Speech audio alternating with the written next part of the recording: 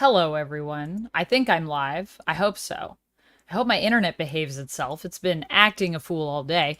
But barring that, I am very excited to be here to talk to you guys about Deadpool Samurai Volume 2, which honestly, I have so many thoughts on this. How I have so many thoughts on this. I cannot wait to talk to you about it. But before we talk about it, I have to bring in my amazing guest, Sasha from Casually Comics, who will also be discussing with us. Hello. Hi, I'm back for volume two. We're back. I was after we finished this, I said to you, do you wanna do volume two? I was like, I kind of want to do it. And then you were like, oh, I want to do it. And I was like, excellent. Well, that is our next collab planned then. So I'm glad that we were able to do it. I am surprised that this is the last volume in this series, though. By the end, it did seem to have some like we're going through several things at the same time energy with how it crushed a bit at the end, but it was still Yeah. fun. It was still fun. It was a fun time. It was interesting. It gets really weird at the end. Like, It just pivots. It did like a sudden pivot, and I wasn't quite prepared. well, because it was interesting. I feel like with volume one, it's like we're building a team, we're getting everything together. Yes. Yeah. With volume two, it's almost like we're kind of like establishing more of the team. We're like creating this sense of synergy almost. And then you're like, okay, like, are there going to be more people on the team? And then it's just like, nope, we're going to go do something totally different now. And the Avengers are here, and I was like, oh, okay, that's all right. And it's like, then we're having like a kind of an existential crisis. There were some Mean Girls references that I wasn't prepared for. And also all the characters that I feel like they kind of built, they kind of just were like, never mind, none of it matters. Forget it. And I was like, okay. I was kind of interested in this Venom with her weird has to be cute for her mom thing They that we dropped built. that hard. They dropped it so hard. I know. I feel bad. I hope these characters I hope she survived in the Venom verse, even though sorry, she's not Venom. She's what do they say? Kage. Yeah, Kage is the name of her symbiote. But I hope that Kage gets to live on in some capacity. I don't know if we've ever seen Kage again, but yeah. Also, hello everyone. Hello Lanique. Hello Spirit Closet. Hello Chemdog. Hello Rapala. There's Echo. Is there Echo? What? I don't hear any echo. I personally don't hear any echo. Is there echo? Let us know in the chats. Yeah, I don't hear anything. But it's hard because I'm using a different I can't check like how I check with Streamlabs. So I don't even know how you would check here. No, we sound fine? Oh, okay. Okay. Or wait, are we just talking about the character echo, Rapala? I don't know, because that's also a possibility as we talk about Marvel. But yeah, so anyways, this series goes a lot of different places, and it is pretty short-lived. It was only 2 volumes that they did worth of stuff, which is short. Was there a gap in between this actually at all? I don't know. I think Sure. in these being released, maybe. Oh no, these are both 2022, but I think they came out in 2018. No, like This one because came we out. got them later. They were translated for over here after. Right. So, So we like these are still pretty new for English readers then. Wow. at least the official versions are new for English because Yeah. Who knows what else could be out there, but interesting. Yeah, I wonder why. I mean, we'll talk about it as we go through. Maybe we can try to figure out why this was only what it is and where that went weird in a way that clearly they said that's all, enough of this.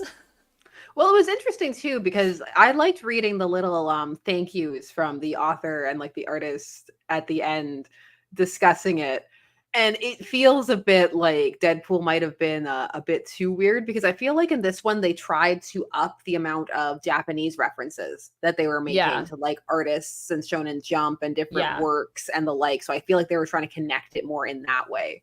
That's true. There is I mean, although there were some shonen references in volume 1, first. this one goes pretty hard with like manga, these things. Look at it. Actual names of like various like different, characters and the like. Yes, exactly. Are those books or comic books? Says Dragon Trainer. They are, well, I mean, books They're are, manga.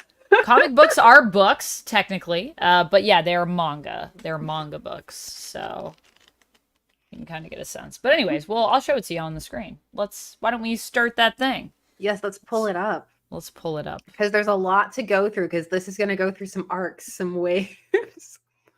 Oh, is this the thing? Oh yeah, this Yes, is your nice like custom layout. my custom layout that I built.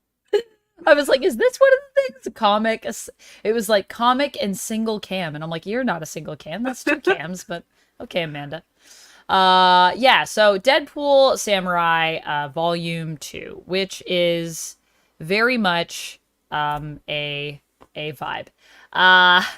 There's Deadpool. He's getting ready. He's reading his own manga. Maybe. Actually, he's not. Is he reading My Hero Academia on the cover here? Well, he Or makes a in big the thing in inside? this about how he reads like Jump. Yeah. So Yeah, it also, I think, might be the first, but not the only reference that I've ever seen that we get in this to another Marvel character getting into like anime and manga. mhm. But we'll talk about that when we get there. I don't want to spoil it for anyone. Manga, yes, this is Marvel manga, Dragon Trainer. Marvel manga. It's a thing that exists. And it was literally in Shonen, so it's like, it's pretty legit. Oh, wait, I gotta go backwards. I gotta scroll the way I don't want to scroll. And you have to get rid of your custom, because we'll cover some of the stuff. Yeah, on now the we gotta go. double-page Now we gotta go spread. back out. All right, bye guys. We're gonna go back out to the sides. There we go. Yeah, I like this one. And then if we need to, if we get full screen, we'll go to this size if we gotta go there. So this is this is Deadpool Samurai. Also, you guys should also go check out Sasha, by the way. I didn't even let you introduce yourself. Is there anything that you want to say? Do you want to say anything about what you do, Sasha, before we get into this? I also channel, I also YouTube. I talk Yes, about you comics do. and all of those things wherever my whims take me, which right now it's deep into the golden age. I released a video today on the golden age firebrand, just because he wouldn't leave me alone. So Yeah, Sasha does really amazing, fun deep dives into things. And also, you've also been doing a lot of really cool like interviews and stuff lately. You just had one with Scott Snyder, which was yeah, pretty he cool. came on to talk about Absolute Batman, DC All In. It was really cool, really informative, and I think a lot of people who were on the fence or weren't sure what it was, it like cleared a lot of stuff up. He showed some behind the scenes, Yay. like actual artwork and the like from Nick Dragotta and stuff. So it was really Mhm. cool. Yeah, I still have to finish. I watched about half of it. Probably tonight when I'm winding down, that will be my like finish the conversation. But I already love the energy that he's bringing. And I mean, that is my favorite thing about DC All In, I think, is just that like everyone that I've heard talk about it is so like passionate about it that you're just like, man, how can you not want to at least like take a peek at this, you know? It sounds so exciting from their perspective anyways. No, Yeah. I'm really curious about it. Yeah. Hopefully it's good and it blows our socks off. That would be great. So yeah, Deadpool Samurai 2. So we are Yes, they give us our recap yeah, of all of that stuff. all that stuff. They give us a recap. Yeah, Yes, these are the because people that we got last time. So Sakura Spider. She's like Spider-Man, but she's not. She's just a spider alternate, you know? and this comic will not let her forget it, and will make numerous jokes at her being a knockoff Spider-Man. So Yeah, that is true. That is a thing that we're gonna get. And then there's Kage, who I keep calling Venom, but not Venom. Kage's own symbiote. Neiro Aratabi, who is the K-pop star, the idol that is, or the J-pop star perhaps, because we're in Japan, I guess. The idol that is attached to Kage. And this is Deadpool's team, and with Deadpool Samurai, there are a bunch of samurai They're the Avengers of Japan, basically. And last time where we had left off was that they were going to stop Loki from stealing this like multiversal transdimensional thing. And at the end of that issue, Thanos suddenly appeared, which is where they've dropped us right back into. Yeah, and so that's where we dropped right back into. So we're back here, and it turns out that the thing that they needed to get was bad because it was going to summon Thanos, or Thanos was built. Oh yeah, Thanos was built to defend this thing. He's a Yes, clone. he's a clone. This is a clone Thanos. This is a clone that was made by I mean Loki is allied with what's the Hydra as well. Yes. Hail Hydra. Hydra is here. They've made a clone of Thanos, and now our heroes have to fight this clone. So it's the Samurai Squad versus Thanos. What could go wrong? Everything. Everything. It's Deadpool and 2 characters who have just been created purely for this manga. I'm sure everything will be great, and they can totally take on Thanos. I mean, at least he's only cloned Thanos. That's what I was thinking. I was like, clones are never usually They're like, strong. thank goodness he has less strength than the actual. Otherwise, we'd never be able to do this. They're like, we must maintain the powerhouse canon thing that Thanos is. No one can ever beat Thanos. It's like one of those weird things where there's some villains where it's like anytime they're beaten, they're like, oh, it wasn't really them. It was a robot. It was a Doom bot. Yeah. Yeah. Life model decoy, you know? Okay. So, yeah, Thanos comes in. And obviously we know we're in a pretty dangerous spot. But you know what Deadpool does in the face of danger? He boops people. So we start having this fight, and it already starts to be pretty brutal. This one, though, I have to say, is a bit more slapsticky than some of the episodes. Is this clone 1 of the Thanos? This is, we don't know what number a clone this is, but, of the Thanosi. Yeah, I feel like this is an exclusive manga Thanos clone. And you know what? I feel like his face really says it all for me. Like, his face it's something in this manga. I kind of love it. I just love all the different styles that they do for everyone, but then Deadpool just feels like he just walked like right out of the comic. Well, it's just somebody, when I was looking at this, they had said that this reminded them of Grimace, and I can't unsee it. And I'm like, stop. Oh my gosh. What, Thanos' face reminds them of Grimace? Like the McDonald's mascot when you draw him all like SpongeBobified or like in one of those memes. So. Oh my goodness. Yeah, but like chonky Grimace. Like Grimace, but what if he was jacked? Jacked Grimace equals manga Thanos. We found the perfect equation. 52 Deadshot. Hello, 52 Deadshot says, I love this manga. Oh, I'm so glad. It is very fun. It is quite fun. So we get into this fight, and it's not going well. Deadpool just tries to come out swinging. And initially, it kind of seems like they maybe have a plan. Like, they're going to try this whole, like, distraction tactic, which honestly sounds pretty good. But it doesn't work because it's Thanos. So Thanos this is just... such a nice page, though. It is a really great page of just Thanos just messing up Kaga right into... Yeah, this manga has really good, like, 2-page spreads. It does.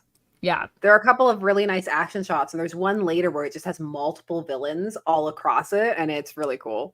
Yeah. It's like... This is the other thing, though. I just feel like they put so much work into this. For how short it is, but I guess they're probably backed hopefully by some Marvel money. I'm hoping, that Shonen and Marvel paid people well to make this, or maybe they were just super passionate about Deadpool, which based on actually the team that worked on the book, I would not be surprised if they were like, we really both love Deadpool a lot. So they get messed up, and Neiro's down for the count. I do enjoy the joke he has here, which is like, no, she's had 0 cool scenes since joining the team. She did have a whole backstory, though, which, as we said, we will never talk about again. No, but So, it was beautiful. but it was a good time. If you guys want to hear more about the backstory in detail, you can check out our Volume 1 review of this series. I will put a link somewhere in the YouTube video for you guys to go check it out. But yeah, it's pretty cool, honestly. And so we gotta face Thanos now with just Sakura Spider and Deadpool. And they're pretty upset about their teammate who also just joined them getting messed up. Sakura has this whole thing about being a fangirl. That's one of the traits they gave her, that she's a huge fan of Yes. She is my girl. I'm like her biggest fan. How dare you mess her up? And so now we got to deal with Thanos with just the two of them, which works out about as well as you would imagine it would. And also, we get more manga references right out of the gate, which, yeah, I guess it also starts pretty early in this, where I feel like in the other one, it kind of like crept in over time. The other one, what it referenced more for Fourth Wall Rise was like formatting and the like it made lots of jokes about like the different format and how hard the artists worked and those kind of things, more meta references. This one is referencing more other like Japanese pop culture characters and the like. It still does the other thing as well, but this one has more specifics, like when you're here, it's like, have you ever been to planet Devil Luke, and like stuff like that. It's like, oh, like, so you have to know some things that on the Japanese side to know what he's talking about.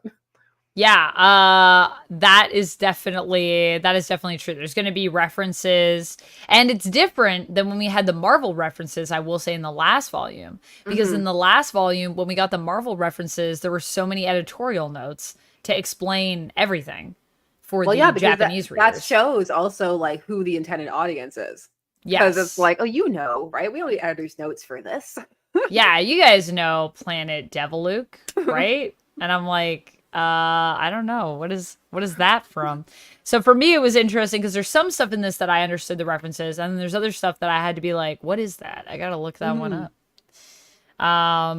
So yeah, that's an interesting. Well, you're getting the experience of what it must be like to have Deadpool if you're from another like country or place who just don't know what he's referencing, and let's just be like, huh, it's like actually being a character in the Marvel universe. What is he talking about? Yeah, what the heck is Deadpool talking about? We're having a meta like experience.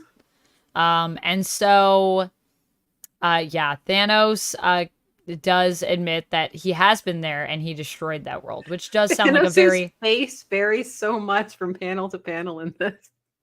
I just love the expression on his face. He's like, I destroyed it. And while Deadpool is not as attached to Neiro as Sakura Spider is, this fact, this admission from Thanos really pisses Deadpool off, because obviously I think it's a planet full of sexy ladies. I think that's the joke here. So they get into the fight. Deadpool's coming at him with his katanas. Is that going to be enough? No, it's not. I did really like the joke they did on the next page from this one, because it was kind of a formatting joke, which I appreciate. Oh my goodness. Which was just like how much he's bleeding being ink, and so they do like a forcing you to read it a different way, which I appreciate. Yeah, I really think that was, I mean, this is the fun thing though also about this, is I just feel like they really took like a cool, like it's very much Deadpool. It's a cool approach to Deadpool where it's like, we're gonna mangafy Deadpool, but we're not really gonna change him. We're just gonna like really ingrain him in this let him world. loose inside of this new environment, basically. Yeah. And this is such a fun, I love it. Yeah, so he talks about how the ink's gonna show through to the other side of the page. Then when you turn the page, it's literally like, looks like the ink just showed through, so you can't even read. And I like that because like he also can't read what Thanos is threatening him with. Yeah, he's like, I don't know what you're saying. I can't read this. None of us can read this.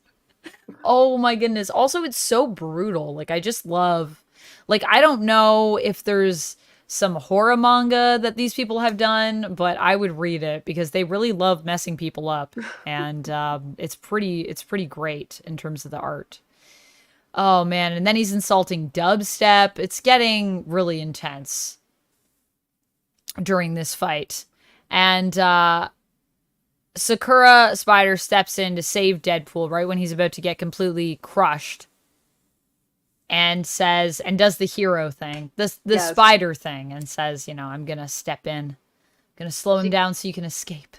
She gets to say all the spider things as well, with great power and all of that stuff. I'm gonna sacrifice myself for you, Deadpool. The sweat on her face. so manga. Robert says the horns of Thanos' helmet look like a banana. They do in certain panels. Yeah, I could see that. Banana helmet? Oh, yeah, I see it. Yeah, it does look like a banana. So she rushes in there. She gets to say her spider thing. And with great power must also gets come to great do more responsibility. things. Yeah, thank goodness. Thank goodness. Kage basically is recovering. And is like, look, Neiro's out, but it's an excuse to get to draw the cool Venomized looking Deadpool. Which, I mean, anytime you can draw any of the characters looking like that, that's why they do so many variants like that, because it's just a cool look. Yeah, I agree. I feel like it is a cool look. And I also feel like they got to do a fun, weird, sexy symbiote thing with it, which is a thing that I feel like we don't... I mean, we do talk about it, but does it get talked about enough? I don't know. I don't think it does. It depends upon the era. It depends, because like I remember there was like years ago where that was like a huge discussion, like before Donny Cates took over the run, like that was even kind of part of the run before that, and then he took over and it's kind of like, we're not talking about that anymore. But it's like, we're not talking about these sexy elements. Sexy symbiote era is done. Time for serious symbiote era. Eddie's getting a beard and a son. And he's getting a beard and a son. We don't have time for this weird, sexy symbiote stuff. But we do in this manga. So, yeah, it's basically the whole thing is about, like, I don't know, like, should we do this? And they do end up, fusing together. And then that is the end of that, issue. I love that cover chapter of him brushing his teeth. Yeah, brushing his teeth. Brushing his venomized teeth.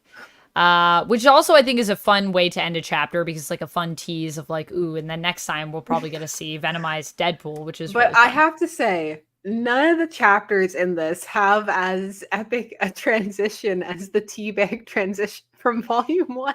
The teabag transition cannot be beat. And actually, when I was flipping through this again to prepare for this stream, I was like, wait, is the teabag in this? And I'm like, oh no, that's Volume 1. And I missed it. I literally thought about it for like a whole minute. I was just thinking about how great that moment was. If you guys want the teabag transition, that exists in Volume 1. So you can check out the review from that. But it was maybe, I think it was my favorite part of Volume 1, actually. It's very good. That and the way that the whole conflict is resolved with the fan, that was also pretty great. Where Deadpool just, after that whole conversation, is like, yeah, I'm just gonna kill him.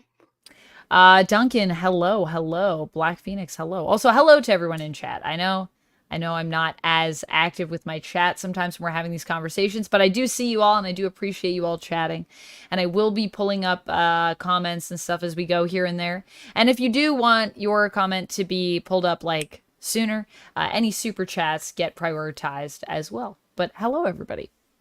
So that is where we end that chapter 8, and now we're on to chapter 9, which picks up right in the middle of the fights, where Sakura Spider is fighting against Thanos. And it starts off somewhat promising, and it quickly just instantly starts to go back. Starts to fall apart, yeah. And then I do like that they spent like a decent amount of time on this fight, and even though he's Klonos, they made him feel, threatening, which I appreciate. Yes, I do think they made him feel pretty threatening, and they made him feel like, can these like the heroes feel very outranked here. Like one Hmm. Thanos does not equal just 3 samurai squad members. It's like you're gonna need more than that. I love how chaotic this fight feels throughout too. Like it Hmm. just feels like everything that they throw at him, it's like we got a plan, and then that just quickly falls apart, and it's like literally turned into rubble. So Deadpool is trying to bond with Kage here, and they're struggling uh, in their embrace to merge. But finally, they figure it out. It's pretty cool. I really actually like it in black and white. I feel like it adds something to The it. expression is something else. I don't think I've ever quite seen a symbiote with a facial expression like this one. It's pretty great. I love the eyes. Because And they have that little extra curve at the top, which I like. yeah. And I love even like the suit, like with the kind of like the curves coming in. It's just, it looks so wrong in the best ways, where I feel like it really suits both versions of these characters. Chemdog says he has his Thanos copter stashed somewhere. Yeah, Duncan says, where is the Thanos copter? It's somewhere. It's always lurking, you know? Moss Hive says, is that Princess Casually Comics? Sasha, I didn't know you were royalty. I bow I down. didn't either. I would say yes. I would say Princess Casually Comics is here. I've been promoted. Comic Princess would be like a fun look to do though. Like just cover yourself in like make a dress out of like comics or something. I don't even That, know. What that is would your be fun. crown? Maybe something that's made out of like figures. Like we get like one of those figure sets that you get all the pieces of a person to assemble them, but instead you use those pieces to somehow like make a tiara. That's what I'm Just imagining. like a little crown with the comics code centered as the jewel. Yes. Perfect. So now this Kage pool is going to take a swing at Thanos. And it doesn't go as well as we hoped. Nothing in this fight does. I love how impossible the fight feels. Like it just feels like when I was reading this, I was like, how are they gonna defeat Thanos? Like, is it possible? Like, is this the end? And I love how that also to me just feels very manga, because I feel like when you get in a lot of these big fights, I'm reading One Piece right now, and I feel like Mhm. One Piece is very much a series where it's this sense that every fight feels like it could be the final fight. And in the back of your mind, probably therefore none of them are the final fight. But then Mhm. part of you is just like, but then how do we get out of it? Like, I don't even see a way out. Because then it feels like it's nice to always feel like there are some stakes, you know? Yeah. But the good news is that Hulk has been here the whole time, which they established at the end of volume 1. Basically, Bruce came with them, but Bruce is like not gonna transform. And they keep making these like jokes about it. It's basically implied in volume 1 that like they don't have the rights to Hulk. Like they have the Yes. rights to Bruce Banner to use in this, but they Because don't they have make all Hulk the jokes, rights. but like, look, you're so generic looking. You could be anyone. Yeah, and then they're also like, oh, like I think there's at one point they show him like kind of hulked up, but they're like, just don't show his face, and it's fine. It's like it's him from the back, and he won't hulk out in this. So he gets knocked out pretty early on because he's just Bruce Banner, and Hmm. he's just a scientist. They also make a lot of jokes at Bruce Banner's expense in Volume 1, where they're just like, oh, Bruce Banner, what's he got? No one cares about Bruce Banner, and I was like, wow. Poor Bruce. But Bruce has officially hulked out. So I don't know if they got the rights or if it was just like a running gag that they were like, oh no, too bad we couldn't get those rights. And they're like, just kidding. We Yeah, because had they them the make whole that time. joke again later on for the Avengers. Also, I noticed in this one there were some more obvious lines from the movies that I just was picking up more of. Like they have the dubstep line, they have this line from the first Avengers with Tony. Yeah, there's a lot of fun references in this. I like that they repeat the panel, but with the There Hulk. goes again. There goes again. Yeah, so if you guys look at this one, it's like literally the same layout. It's so good. Attempt number 2. Um, so Deadpool's like, wow, not even the Hulk can stop you? That's pretty crazy. And basically says that Hulk should be punished by not getting any more scenes in this manga. But fortunately, they have a plan C, or should we say a plan M for... Actually, no, C works. Captain Marvel. What am I saying? I mean, he was willing to call anybody. He was just like, please, I need Please, like someone. Captain Marvel, but also anybody who I can text on my phone. So we also get a fun MCU reference with the pager that Nick Fury has for Captain Marvel, and Deadpool is paging the strongest champion, the best Avenger coming in. But that is not exactly what we get, because it turns out that in the middle of him sending the signal, Thanos interfering means that the signal goes to somebody else. I was not prepared for this. Like, I saw the symbol come up on the phone, and I was like, no, we're not. What are we doing? Are we going? Yeah, me too. I was like, what? I was like, we're not going to do that, are we? Because can we even do that? Is that allowed? I didn't think that would be allowed in this. I don't know why I had that reaction, because I'm just like, like, why not? Like, after it happened, I was like, well, why couldn't it happen? Well, I mean, it is shonen, and they make all these references. And so I guess they were like, you know what? We're just going to go there. I wonder if this was really them trying to make it work. This to bring the appeal. Yeah. To bring the appeal, because then they end up bringing in All Might. Who, yes, this is in our thumb. And yes, this is a thing that happens. And All Might comes to save the day. Who else could be better to beat Thanos? Honestly, I think All Might's a pretty great pick for this comic. I know, it feels like one of those power scaling videos, like who wins in a fight. Yeah, and it's like everyone going up against everyone, and then it's like, well, no one could beat Thanos, and then it's like, wait a minute. What about this matchup? And then it's like, oh. So in comes All Might from My Hero Academia. And fortunately, we are able to hopefully save the day with All Might, but that's of course where it ends. Which also, what a fun cliffhanger though. Like, yes. Imagine reading that chapter to chapter. All Might shows up. You'd be like, what? What just happened? And this is where we'll pay off for the like Western fans who are fans of anime and manga already, because otherwise this reference would make no sense. Yes, otherwise this reference would make no sense. So then we, oh my gosh, the bulge. I forgot how this is such a like kind of old school sexy joke Deadpool. Yes. He loves his sexy jokes. And All Might shows up. He completely decimates this entire place just by arriving, of course. And that is that problem fixed, basically. Which also feels very much like a manga. Like, how will we ever get rid of this? This is impossible. And then one thing happens, and you're like, oh, I never thought about that. I also like how he's drawn differently.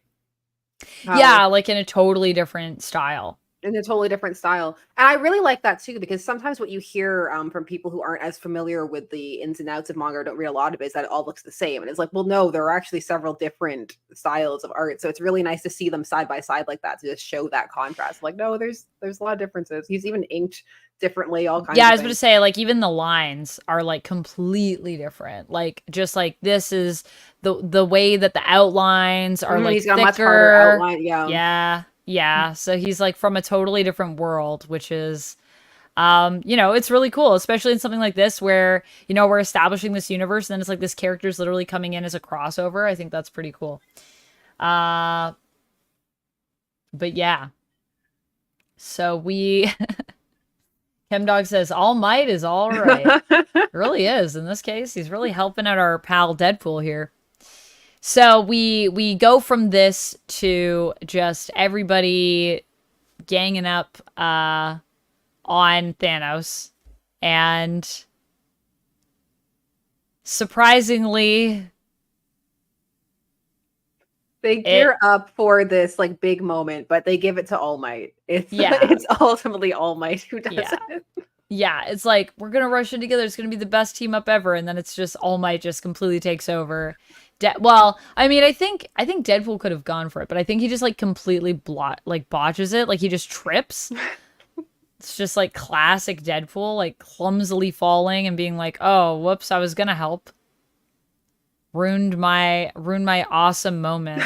And then it ends with Deadpool basically just being like, "I hate All Might. Stole my thunder. This is supposed to be my manga. It's called Deadpool Samurai, not All Might Samurai." And everyone else is super grateful that All Might saved their butt. I love his autograph on his face. Just All Might. on the all black caps. With an exclamation point at the end. Yeah, and he's like, oh, wait, I forgot to ask him to sign. And then he's like, oh, he already signed it. All Might is so perfect. Oh my goodness. So that's where we kind of leave that off. All Might just flies away, and that was the cameo. Yes, he was here to like get you excited, boost some sales. You got to see All Might for a bit. Go read My Hero Academia. Little promo to be like, don't forget, read My Hero Academia in Shonen. It's here.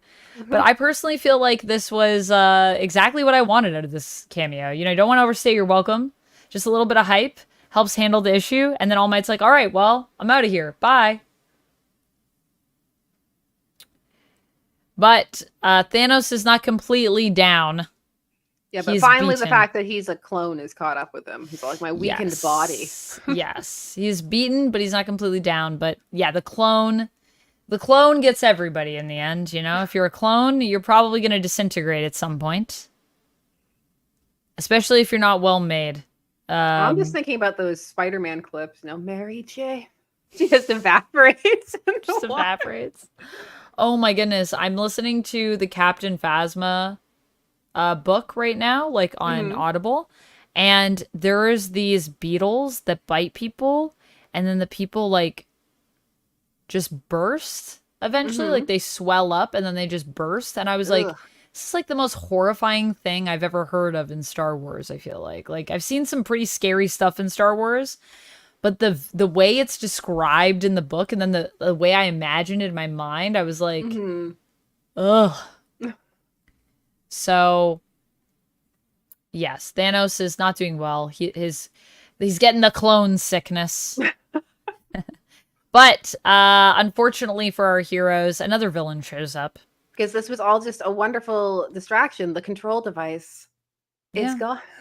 It's gone because while they were fighting Thanos, Loki took it. Classic. I mean, this was Loki's plan all along, probably. Maybe. Definitely used it to his advantage. Definitely part of it. I love that they bring up the fan that they killed from last issue. Like, remember that guy that you gave the control collar to? He's dead. Remember that moment? It's like, yeah, sorry about that. Sorry that we killed that guy. Loki's nails continue to be fabulous in this issue. Like, they do. Look at these nails. I feel like I really like Loki's design in this still. I really just think it's so weirdly fitting. They also do a lot of like really fun things with like his crazy eyes at points. So there they are. Yep. The crazy eyes. And Loki is ready to just admit that he's completely won. He's going to unleash villains across time and space on Japan because why doesn't he like Japan? Because they give the reason why he doesn't like Japan later on. And it's so Right. ridiculous that It's I so love it. ridiculous. Right. It's established later in this. I was like, do we establish that in volume 1? No, that's coming up. Right. Yeah. Loki has beef with Japan, with all of Japan. There's a reason. DiCarlo says Agatha all along. Basically, Agatha all along, but Loki all along. But Loki all along with a very interesting vendetta for all of Japan, which we will get into. And if you already thought that this was ridiculous, All Might coming in, teaming up with Deadpool, all of that stuff, buckle up, everyone, because it's about to really go off the rails. I was So barely yes, on it to begin with. So. it was, yeah, we were just hanging on. We were just dangling as we were going by, you know, because it's the Deadpool train, so it's always kind of off the wheels, off the rail. But now we're not even on any rails to begin with. I don't even think we're on a train anymore soon. So yeah, Loki says that he just came to gloat, classic, and at that time, Deadpool gets a call. And it's from Tony to just tell him that there's a power spike on Mount Fuji. Yeah. Yeah. Which is where Loki is obviously doing his portal opening magic stuff. Monologuing everything. Monologuing villainous stuff over on Mount Fuji. So then our heroes realize, okay, I guess we gotta go. What is this face? Can we talk about this face on the right? Just like, Can I zoom in? It's like calm satisfaction. Yeah. Is it possible? Can I zoom in? No, I don't think I can. Kindle. I can't panel in. I miss the days, the Comixology days. Or I don't know. Do all the time. I don't know. I wonder if you can read. Can you read Deadpool Samurai on any of the apps? Like, is this on Shonen? They have an app. I wonder if it's on there. Maybe you can panel in on there. I've been thinking of getting Shonen. It's very affordable as well. It's only like a couple bucks, I think, a month. It is, yeah. Yeah. So, yeah, this is a very dramatic look that Loki has. He looks almost peaceful. I know. All is right with Loki's world. He's winning. Yeah, Loki's like, finally, I've done it. I win something. He's so happy, too, on the left. Look at how happy he is. So the plan is here that they're going to have a final showdown on Mount Fuji. And Deadpool's cool with that because he can expense the trip because it's work-related, because obviously this is his job to be a hero. And he is being paid, we already know, a very handsome sum by Tony. So, hey. So I guess Tony is paying for him to go to Mount Fuji, which is nice. This chapter. Figure drawing says low-key gleeful. Yeah, that's how I would describe Loki. Yeah, sorry, what were you going to say? This chapter is? This chapter is an experience. This chapter is where it really goes really weird, and it's what even is this chapter? This is like a chapter that happens before the fight, where it's like everyone's like preparing for this like epic final fight. This chapter feels like they put the characters in a focus group and they're like, you know what? Actually, it's not working. So we're just gonna write them out. We're just gonna get rid of them, you know? We brought in all these characters and made them just for this, but get them out of here. It's just Deadpool. Like, we already had to bring in All Might. Like, it's very bizarre because, yeah, so Sakura Spider has some stuff that she has to go deal with. And they have a whole, like, bonding moment where he's there making chimichangas. They give a whole flashback to the first issue where they add in a scene where she talked to Captain America about like the true reason that Deadpool is like this is because he has all this like secret pain because his girlfriend died and all of this. And yes, they also plug his cookbook in the They do. They do plug his cookbook in this. This whole chapter feels like you're really building them up because it's like, oh man, like they're building all this like emotional connection, especially between like Sakura Spider and Deadpool. And then the end of the chapter happens. Yeah, so it's like this whole like relationship that they're establishing with Deadpool and Sakura Spider, who also kind of at the beginning is alluded to being this potential future love interest for Deadpool, as well. It's kind of Yeah, a they weird for like thing. 2 seconds and they like drop. It's 2 seconds. We never come back to it, but it's like they're adding more stuff, and then you're like, oh, like I was kind of thinking, like, I wonder if we're gonna go that way with it. Like, I wonder if that's what we're building to. Also, you can actually get Deadpool's cooking book, by the way, if you Yes. guys are interested. It exists. It's real. That is actually the real book. And even though we established this whole sadness thing and this whole connection, Yeah, they even get all like, maybe the reason that he tells all these jokes is to hide his pain of losing other people. That's why. yeah, like maybe he's being funny right now because he doesn't want to think about losing us because we're like his teammates and his friends. And that's hard for Deadpool. Like Deadpool's a real sad boy. But they're like not saying any of this to Deadpool. They're just like thinking it about him basically. And they don't want to, I think, confront Deadpool with it because they don't want to like bring down the mood, you know? Mm-hmm. Because it was a party mood. It was a party mood. It was a chimichanga mood. And so Deadpool makes the chimichangas and they're severely burnt and not super edible. And it also is established that wait, was this, did I miss it? Where he No, says, they say it later. They do bring up that he oh doesn't yeah, it's coming up. actually He like doesn't them. actually like chimichangas. And I was like, yes. Yes. As soon as I read that, I'm like, Sasha's gonna feel so I feel validated. vindicated. She's gonna be like, yes, Kind of finally. vindication. It's finally happened. Oh my goodness, 4 a.m. for work, Rashid. Well, have a good night. Thanks for joining us. Thanks for joining us. Yes. Sad boy. That's what it would say, Duncan, if we had the Deadpool page, unlike the Thanos page where it does just say bad dude. Bad dude. Bad dude. Sad boy. That's Deadpool for you. Sad funny boy, you know? So even though they're friends and you would think this would mean that this is like strengthening their bond for like the fight.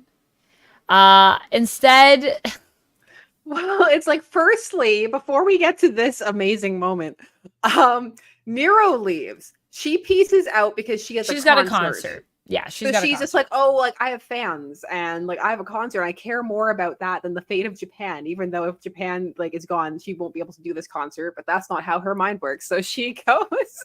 She's like, doesn't matter. My fans are more important, and that's happening right now. So I gotta go. I gotta make sure that they're good. And Sakura's like, even though she wants to go to the concert, she's like, no, I'm gonna stay staying with you because you're a hero, and that's what heroes do. And then she gets hit by a bus. which is also like the classic like K-drama joke.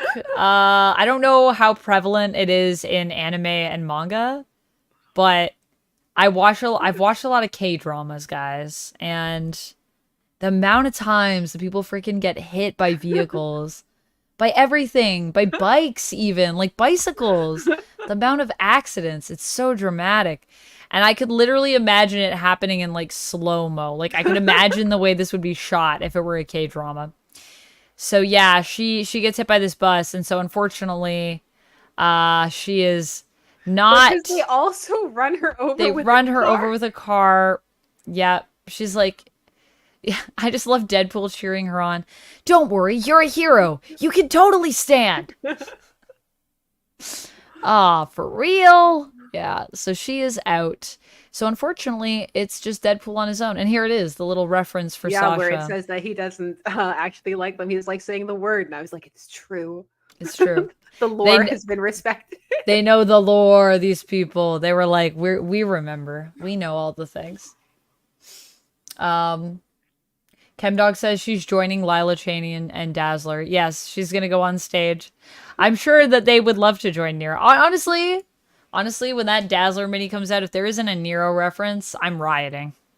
That's how that's upset I am. I hope so. So we are going to The showdown. The showdown. The The final villains. showdown. Yes. With all of the villains, including Shumagorath is there. He's there. And MODOK's there. And we got... Who else do we have here? We have Lady Bullseye. We got a lot of great people. We got... I don't know. Is that evil Doctor Strange? Or is that Baron Mordo that's up there? There's a lot of people. It's hard to tell with some of them because some of them have been a bit like tweaked. So yeah, I don't know. Who's the guy with the mask in the front? Who is that guy? I don't even know. I see Madame Mask in the corner. I don't know if that's supposed to... I think that's Sabretooth because I believe Sabretooth is in this. I remember that. But yeah, some of them are clearer than others. But you can put in chat or in the comments your guesses for who you think everyone in this picture is. Oh, Rhino is there. Sorry, Rhino's blending in a little bit. And is that Nimrod? Is that supposed to be? You could tell though that they were like, oh great, we get to draw all these villains. Excellent. So fun. it might be Count Nefaria. Fear Closet is suggesting. Oh yeah, I could see that. I could see Count Nefaria. That's a good suggestion. That's a good guess. Yeah. Spear Closet, Chemdog, I think you're onto something there. Just Rob, you're guessing Boba Fett. I don't know if Boba Fett's there, but I don't know about that one. Let's save that for another crossover. Save that for the Star Wars Shonen crossover that honestly probably already exists. I wouldn't be surprised if that exists somewhere. I also love that they gave Shumagorath a lisp in this. It's written out. Yeah, just to like undermine how terrifying Shumagorath is. Which is fair. Yeah, I think you had to make him silly, because if you didn't, then this would not have flown, I think. Instantly pulverized. Instantly. Even though Shumagorath is insanely powerful. Insanely powerful. He can't withstand a superhero landing. That's true. Well, he is squishy. I mean, they do make a decent point. He's a pretty squishy guy. He does have one big eyeball, which feels pretty exposed as well. I feel like you could poke him in the eye. So he's dealt with. So that was nice and easy. But there's still more to come because we got a lot of villains here. And Deadpool's all by himself. I do like his joke about please take a number in line. So we can go one at a time. There's a lot of villains here, and I think one at a time is best. But of course, they all attack at once. I love this shot. It's so cool. So good. Another great spread, honestly. Yeah, and this is like, I really love the designs. Who is this person with, what is this person with their snake arms? What's going on with that? What is that? Who's the guy in the suit? There's so many people here that I'm trying to figure out, like, who they are. Oh, okay. No, wait. It wasn't Nimrod. It's clearly supposed to be, who's the guy that is also Venom? I want to say... No, but that's not right. I want to say Chameleon, but that's a totally different character.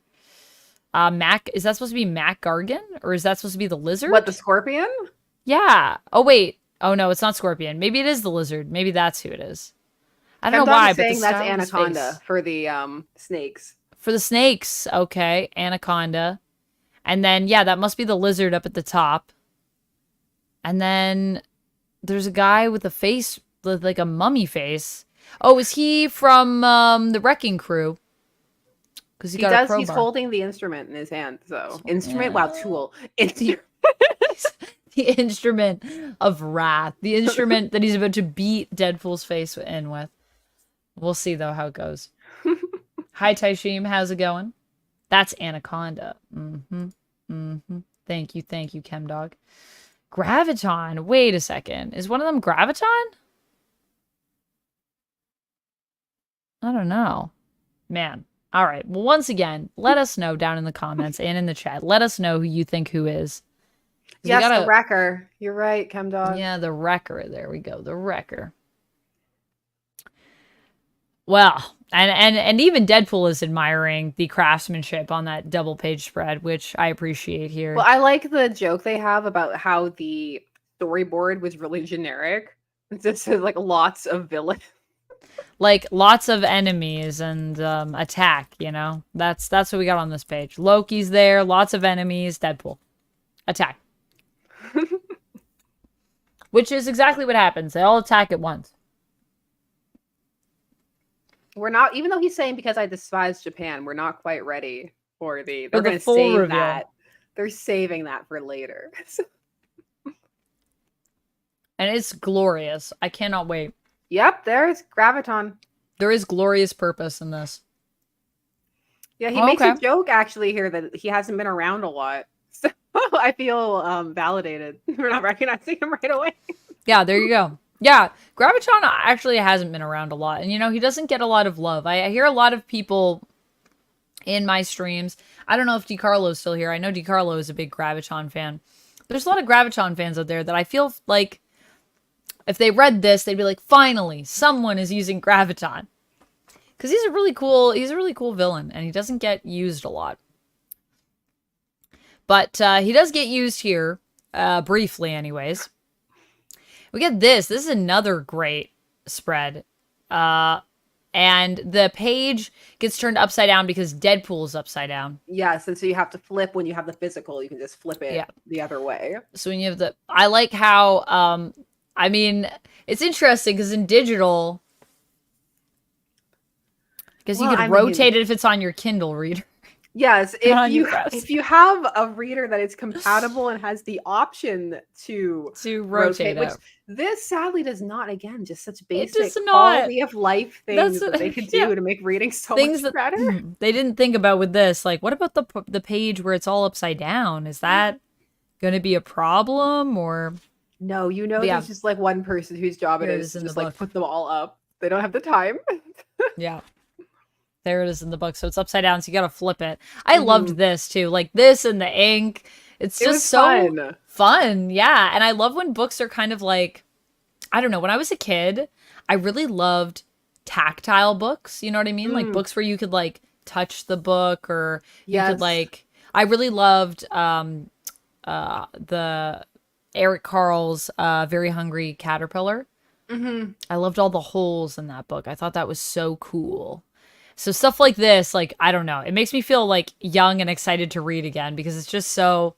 It feels interactive. Fun. It reminds me of like a little bit of, remember those choose your own adventure books where like you could choose what happened. You'd like flip back and forth between like, the different pages and stuff. And sometimes they'd be illustrated. And so you could see like the different endings and how many times you killed your character. And it wasn't just like I'm reading a book. It's like I'm like in this book, like I'm part of it. And that's the thing. It like takes you into... I think Deadpool's point of view and Deadpool's just the way that he sees the world and how he acknowledges that he's like in a manga and all of that stuff feels so like you're right there with Deadpool in a way that in a really fun way. Yeah. And it's nice because it doesn't overstay its welcome either. It's just, you know, it's like, here's a thing. And then he's very quickly like righted. So yeah. And so Deadpool is temporarily defeated because, you know, he had to deal with a lot of stuff all at once. And it's just him because his crew totally dipped. Well, I mean, his crew dipped / was taken out by a bus. We're taken out by a bus and a car. So yeah. Duncan Mallory says, choose your own adventure. I so remember those. Yeah, they were really good. I also loved choose your own adventure books. They were so fun. They were, you know, they did like the updated stuff. I remember like YouTube, they did some kind of like choose your own things when you used to be able to have like annotations and they would like take you to other things. Like Markiplier did some of those. He did or Netflix has like the choose your own adventure things they do sometimes, which are fun.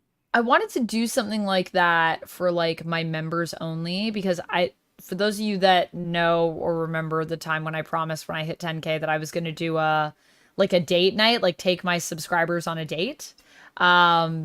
I'm still doing that, by the way. I haven't forgotten. I just haven't gotten there yet. Forgive me, please. But I wanted to do something like that for the members where it's like a behind the scenes, not a behind the scenes, but more like in a conversation or like there's an activity or something where it is like a choose your own adventure. Like you get to choose what we do or like what you Mm-hmm. say. And then it takes you to different videos. But then I Mm-hmm. was like, man, that's going to be extensive to build. Like you gotta write that out and really plan it. Mm-hmm. But And those you things have to are decide so how cool. complicated you want to make it, you know? Yeah, it's like, do I want to make it simple or do I want to make it complicated? But it's also one of those things that I feel like once I start crafting that, I'll probably make it too complicated and get like way too into it because I love choose your own adventure stuff. But Mm-hmm. that's the thing that I really admire about it is like even when you have something that feels really short with choose your own adventure, it's like so much work went into that. But Mm-hmm. anyways, back to Deadpool. Deadpool not doing so hot. And Loki is still trying to get him to The join up join with me him. speech, yeah. Yeah, he's really going hard on this join me speech. We get this excellent panel at the bottom right here with all the Yeah, with the villains villains in the all background. shadowed like that. It's really Love good. it. Love the shading. Love all of it.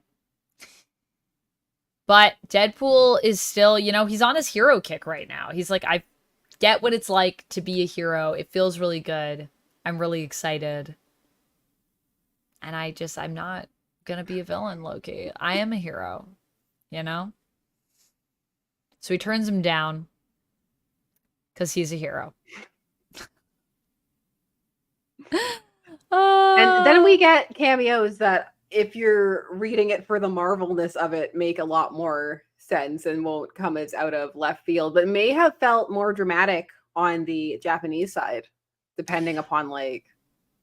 yeah, depending on, well, I guess depending on your familiarity with Marvel, but like I feel like with like the MCU at this point being what it was, I think it would have been um, exciting I because think so. one of the things about Suicide Squad Isekai when they were doing the interviews and stuff for that was like that was one of the things they talked about, trying to bring more awareness and stuff of the characters, to people who might not have seen them before but know of the idea of them. Yeah. Also, G. Brian Powell says Black Mirror Bandersnatch on Netflix was like Yes. that. That's what we were talking about. Yeah, Bandersnatch. Bandersnatch is good. Actually, I need to go back through and do it again. I was talking about the Minecraft ones and stuff. Those are the ones my kids do. Oh my goodness. I didn't know there were Minecraft ones. That sounds fun. So this is where our exciting cameos come in again. Our Avengers. So you thought Deadpool didn't have a team and he had to do it all by himself, but no. It's time for His the team got Avengers removed for the Avengers. to make room for actual characters that people are more excited Recognize. about. Yeah, than Sakura Spider. Um, But she did call them, so yeah, she did. They're only there because of Sakura Spider because she was like, "Look, I was hit by a bus and Deadpool's all by himself. Nero's got a concert tonight. Like, we need some backup." So the Avengers, I wonder if Sakura Spider is able to like live stream the concert from her hospital bed. I hope so. So we get the Avengers and they're assembling and look at them all. Look at them go. We get Iron Man and Hawkeye and Captain America and Black Widow. Very exciting. And Deadpool's response is meh. The All Might cameo was more exciting. Which I will say, to be fair, for me, that was more exciting because I was like, whoa, what? But Mhm. I got to imagine for some people. Also, the amount of detail that I feel like they put into the drawing of the Avengers here, like, there's a lot of shading happening. No, it's interesting to see them in that style, and it's fun to see the next page that you pulled up of like the evolution of like the drawings and the assistants and. Yeah. Yeah, I love seeing stuff like that. All how long it took people to like draw everything for the assistants going through here. Mhm. How many days they worked on volume 2, Mhm. which is pretty great. Pretty fun. 66 days for just the assistant. Mhm. And like multiple assistants helping out. No, it's Wow. like you can tell that like there are a lot of time and effort went into Yeah. those. I feel like we don't talk about assistants enough in manga as well. Like everyone talks about the mangaka, but it's like, I don't know. And I mean, assistants, do they get, we were talking about this last time, but do assistants get mentioned? Like, I mean, I know sometimes they get stuff like this, they get shouted out, but I don't know if they get like listed in a book. Like, I think you just have to know. Like, sometimes they leave like little trademarks and stuff in the issue that'll give you a hint Not that so like, much oh, from my knowledge, at least. Like if you're just like background guy or like guy who draws, backgrounds, then passes it to the next guy, or yeah, crazy. But they did. They did a lot of work. They get shouted out by Deadpool, which is pretty fun and pretty great and pretty, I think, nice as a reader to just see those shout outs. hmm So then they're all assembled and ready to go. which means we get to see And them all fight, which is fun. Deadpool gets to have a pretty awesome moment because the Avengers are asking him to fight with them, which is, hmm I think, pretty cool if you're Deadpool. I feel like hmm that's a Deadpool dream come true. We get this excellent panel again. They really go like these last few issues. I feel like the art goes so hard. hmm Oh my goodness, look at that guy get obliterated by Iron Man in the top right. The Ah, personality they vaporized. give Iron Man, I found hilarious. They give him such like a flippant, obnoxious personality. Sorry, but I'm far too busy for any meetings aside from hot dates. Okay, Tony. I can't go to hell with you right now. I gotta get on these hot dates. Oh my goodness. Um, even Deadpool's even buying it. He's loving Tony's. He's loving Tony's sass and his just braggart ways, and even Deadpool's falling for him here. Oh boy. And Captain America is also coming in, protecting Deadpool with his shield. I have to wonder, were these actual Deadpool candies? Like, Deadpool candy? could you get a Deadpool Probably. candy? Deadpool candy. What I love about that is that Japan. Captain America takes it. Yeah, he does. He does take it. He Because does it's take like an it. old person joke, because Captain America's old and he's getting a hard Yeah. candy. Have some candy, young man. Oh my goodness. Also, why does it look so big in Deadpool's hand and it looks so small in Captain America's hand? The joy on his face as he's eating it. This isn't half bad. I love how everyone gets a moment. Mhm. Cap gets his shield moment. Iron Man gets his literally vaporizing a person to death moment and Hawkeye being on shoots hot arrows dates. through Deadpool to get at people. Yep, he does. Oh my goodness. And I like how Hawkeye's attitude is just like, I don't even want to be in this team up. I joined the team for the first time in ages, and I'm just like babysitting you. Look, he had things to do. Yep. And so obviously he's gonna shoot arrows through Deadpool. That panel of Black Widow at the bottom, when I first read it, I thought she was sticking her hand through his brain, and then I realized, oh, her hand must be behind his head. Yeah, when I first looked at it, I thought she was putting her boot like in his mouth. And then I realized, oh no, she's choking him like with her legs. Yeah, like her legs are around. Yeah. But do you think she's also like the expression on his face, is that because she's jabbing like the back of her foot into his face? In his nose. I think it's like up his nose. Or is it like he's smelling her feet and he's like, like Black Widow's feet? Well, I mean, my first thing was like the hand through the brain. So I was just like, oh no, it's Hand all through the brain. scramble. Hand through the brain will get you every time. I feel like if Black Widow could put her hand through people's brains, she'd be way too deadly. She's already deadly enough, and she can't do that. Talk about that more.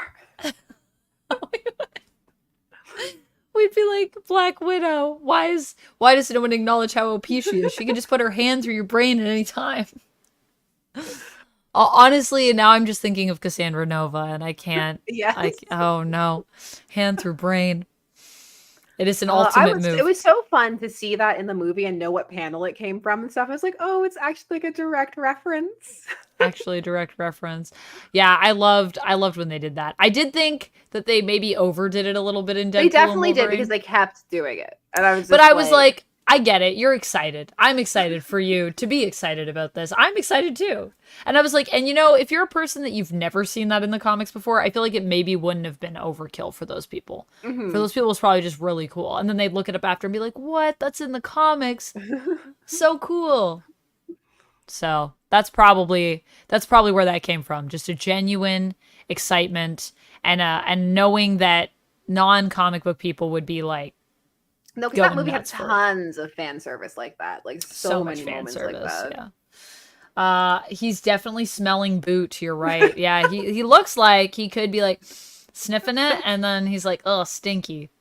And I'm like, "Do you know how many people would pay to smell Black Widow's boots? Probably a lot of people." He should consider Like he's himself getting it for lucky. free. He's getting it for free. And almost a hand through the brain.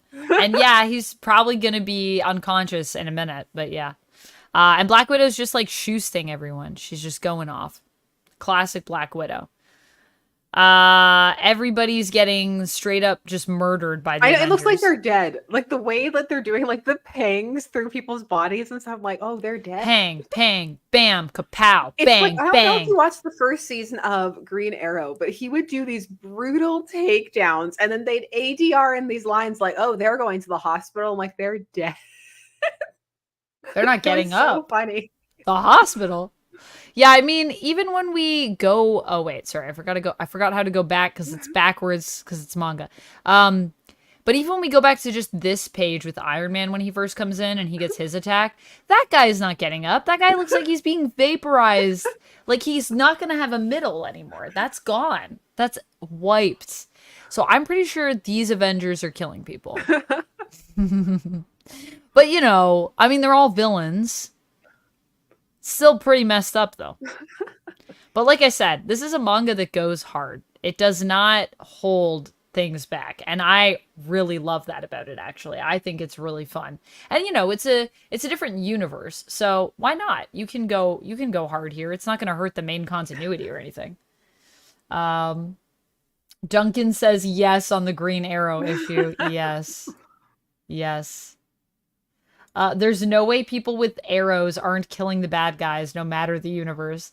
Yeah, arrows are pretty brutal, I'd say. People are Arrows getting or if so people like fight with taken down. guns, you know? But even then, I don't know. I don't know what's worse, an arrow or a gun. I mean, a gun can do more damage more fast, but at least Depends where they get you. that's what I mean. At least with a hero, they're probably gonna like aim for like, I don't know, like just a leg, something to like something fleshy. They're gonna aim for it to just slow you down, to make you stop being bad. And Black Widow seems to be targeting people's. This guy she shot in the shoulder, and the guy at the top there, I don't Well, know. like, but Hawkeye is pulling no punches. That guy got shot with an arrow. So yeah, Hawkeye looks like he's No, straight up nobody's getting an murdered. arrow to the knee. They're getting like arrows to the neck, like The right. neck, yeah, the middle, like vital organs. But like I said, Hawkeye's I think kind of upset that he has to be here with Deadpool. So I think he's taking out his rage on the villains. Uh, arrow to the knee. I haven't seen any arrows to the knees, but if I did, I would say those people they're They're gonna have to lucky. retire. No more adventuring for them. They're gonna have to become a guard over in Skyrim. yeah, over in Skyrim. Plus the story is from Deadpool point of view, so it's gonna look more brutal. That's a good point, Lumix. Hmm. That's a good point. But Loki is had enough of this BS. And he's like, I'm gonna handle all of it. He But peels then, out when the Hulk shows up because he yeah, remembered the Avengers movie. So yes. That's when Hulk shows up and he's like, well, I think I'm good, actually. And Deadpool is completely taken out by Hawkeye's arrows, because Hawkeye was shooting arrows through him. Uh, yeah, they make a Ronin joke, which you'll they get if do. you're up on Marvel lore. They do. They make a Ronin joke. And then the heroes basically have it all. And so Deadpool is like, well, I guess I'll go after Loki. And he's like, maybe someone wants to come with me. And everyone's busy fighting other villains and is like, doesn't Well, I mean, really Cap's seem eating a hard interested. candy, so. Yeah, I can't talk eating candy. Everyone's occupied at this time. I love the image Occupied. though of like Captain America doing these brutal takedowns while just eating this lollipop. Must keep eating the hard candy. Honestly, it's making me want a lollipop. You know, I have a lollipop right here. I'm gonna eat it. I'm doing it. In honor of Captain America. So then Loki has fled. Deadpool is in pursuit. And if you thought it couldn't get stranger than everything that's just happened, his original team gets nerfed, the Avengers come in, we're fighting all these random villains. It just gets even weirder than that. It's like we need to up the ante even more. Even more. So there's the portal that I guess everyone was coming through. He's trying to open it, but like he needs time. So first he pulls the classic like ruse of, oh no, it's out of control. You have to help me. Yeah. And Loki's trying it. And Deadpool is like, I feel like Deadpool kind of knows. Like, he's like, I know how this story goes. I like that they write out the sneer as a sound effect. Yeah, they write out the sneer as a sound effect. Sneer. I just love Loki's face here, too. And Deadpool eventually concedes, and he's like, okay, I'm a hero, so technically I gotta say yes. And that's when he surprises Loki by going to attack him. And this is the point in the story where it's interesting because they make a big point in this section about where it starts to talk about the nature of Deadpool as a character. Like whether he truly is a hero or not. Like it does it in a very farcical way, but it does actually take time out to discuss, like, is Deadpool actually a hero? Or is he a villain? What kind of character is he? Yeah, then we get into this like whole debate. This is where it gets really existential. It gets very like it goes deep, and then we're like, whoa, what's happening? Metatextual at points. Which it is kind of interesting because even though this feels kind of like I would say a major tonal shift in this volume, and in even this chapter, I do think that it kind of makes sense when we go back to the beginning of the story, because that's kind of how our story starts, with Deadpool kind of not really knowing where his place is in the world and questioning whether or not like he's just a guy that takes money to do jobs, or he actually wants to be a hero, or like what's his motivation. And he's trying to like find that. I saw it as like the authors potentially working through how to approach the character. Because when you're coming into like a character with all this history and all this lore, and you could present him either way. So it's interesting to see. It's almost like a debate happening about which way makes the most sense for to Deadpool. Do it. Yeah. Yeah. So you are no longer heroic, says Loki. Because he just decided to go on the offensive there. And so they end up getting into this battle, and Loki's breaking out the evil laughs. That's how hard they're going. And then finally, it turns out they've run out of time. The gate is ready. Loki's gonna ruin all of Japan. They start to threaten us with like a Wolverine origins. Yeah, they're like, Loki's like, if two immortals were to fight, what would be the outcome? It would truly be a sight to see. So, Deadpool, can you defeat yourself?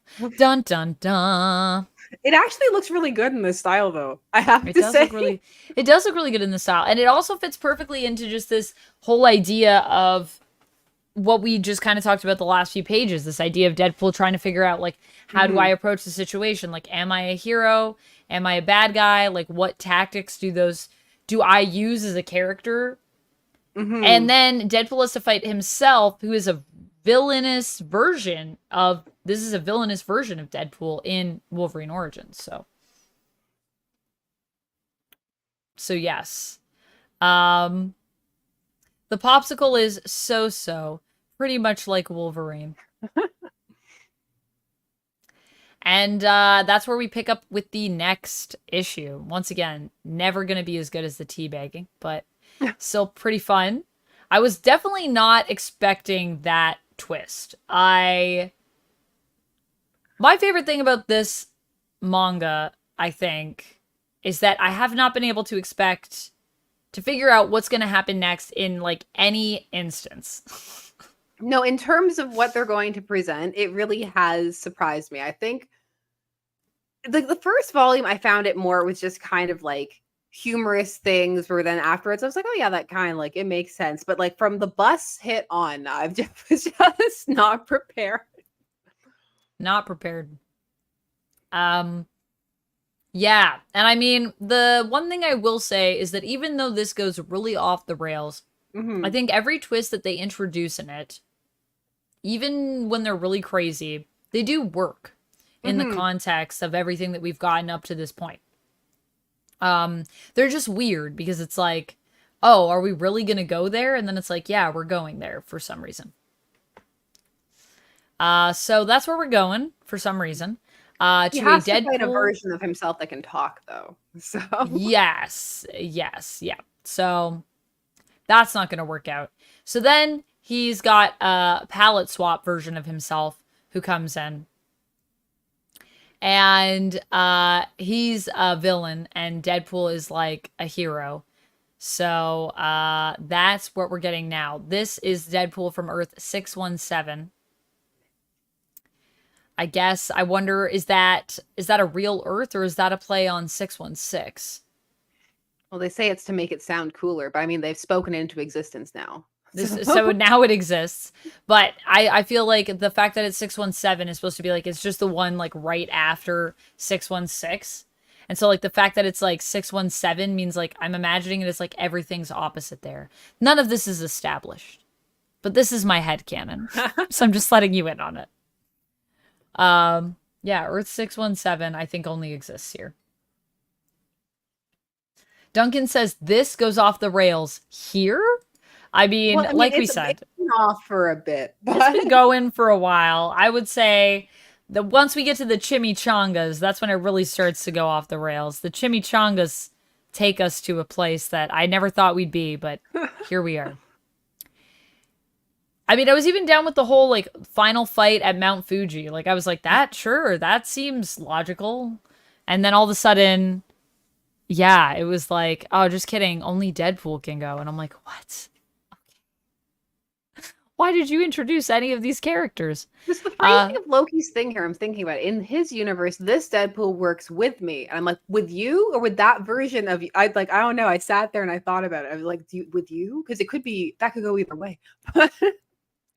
Yeah, I think it's like maybe like this Loki has gone to like other universes and like tried to get other Deadpools on his side. He's had time. He's recruited. He wanted a Deadpool core, but he wanted to create his own Deadpool core, but he's like, I gotta have the full set. So I think that's why he's so hung up on like, come on, Deadpool, like just join me. It could be cool. I could have my own Deadpool core. I've read your comic and I want one now. Lamuxbeast is saying that they looked up 617 as a thing. Is it a palette swapped reality? Earth 617. Now I must know. It is a thing. Is its gimmick that it's palette swapped, or is its gimmick that it's just one off? I don't think there's any palette swapping. I think it's different. The Marvel Wiki says Earth 617 and new timeline made by Spider-Gwen going to the past of 616 and stopping herself from dying. I don't think it's the same 617 as this 617 based on the wiki that I looked at. So I don't think the manga knew about that. I mean, I'm gonna just hazard a guess, but I could be wrong. I could be wrong. And it could be related. I don't know. I didn't see any palette swap Deadpools, nor did I see any allusions to that. But I wonder if you look up Deadpool Samurai volume, or what Oh, to chapter see is it? which Earth it hails from. Yeah, to see like if it links to a wiki, if it's a different Hmm. one or not. Like that would be. I'm not gonna do it right now, but I'll do it after because I'm curious. Hmm. But yeah, that would probably be the best way to see. And if it takes you to that 617 and they're linked in wiki, then it probably is the same. But if they're not linked, if it doesn't even take you anywhere, or if it takes you somewhere that's like a different 617, then there could be two. But this is also kind of like almost a different like Marvel universe in and of itself. Like Marvel, this could be its own multiverse, like the manga Hmm. Mangaverse. Marvel, yeah, the mangaverse. Anyways, I'm going way too much. This became such a multiversal thing as a one little comment. So what happens when you say official numbers like this? You can't just throw official numbers around willy Not at nilly. nerds. Not at nerds. Not at all. Don't do it, Sam Raimi. I'm looking at you. Don't do it. It confuses everyone. But yeah, maybe it is related. I don't know. Could be. So then we get a fight, of course, between Deadpool versus Deadpool. Palette swapped evil Deadpool versus normal palette heroic, possibly Deadpool, trying to be a hero Deadpool. And our palette swap Deadpool, I like this. He says, I've always had these two goals I want to check off my bucket list. Number one, to be comfortably invincible in another world. And number two, to find the guy who always fails to protect his best bud, his girlfriend, or anyone important to him and beat him to death. We get so heavy all of a sudden. It's like so like, oh my God. Deadpool is a sad boy. That is the moral, I think, of Deadpool Samurai. That he's got a rich inner life that needs to be explored. That needs to be, yeah, Deadpool is like, He has pain. That is. he needs therapy. Don't we all? Deadpool, don't we all? So that is kind of where we jump into this fight. And even Deadpool kind of is like, yeah, I also feel that way. Which is like, what does that mean? Does that mean that he wants to beat himself up? Probably. And they're having this epic fight, which also is very Deadpool Wolverine vibes from the new. Especially after watching it, I was Yeah. like, yes, having the feeling. Having the feelings. These two people that can't die just fighting each other like nonstop. And realizing, I think when they hurt each other, they're like basically like literally like 1-for-1 in their hits. Well, this part cool. also had a lot of reference jokes to like the different magazines that are being published in Japan and like which moves they can pull from based on what they're reading. Oh. Because that's why like he pulls out the Jump series, then the other one's like, haha, but I'm in the Sunday series in my universe. Right. So that's why they're pulling out. Like, I mean, the three sword style, which obviously One Piece pulling out. Oh, I see. Because they're like pulling the attacks from the mangas to get ideas for cool stuff. That probably is also a reference to, I don't know, just the fact that probably this is also when mangakas are coming up with ideas. They're probably looking through other people's work to get like ideas for like what would be like a cool like thing that I could draw. Like, so it also references like the rivalry between the magazines, you know, so it's fun. Yes. Also, hi Connor. Hey Connor, how's it going? How are you doing? I live. Thanks. It's good to see you too, Cheese King. Hope you're doing well, Connor. Yes. So yeah, it is Jump versus Shonen. and which is the better book. Although both of them are shonen, right? So Shonen Jump, Shonen Sunday. And that's I guess the joke here, because then he says Kongosha, is that how you say it? Or Kongo Soha.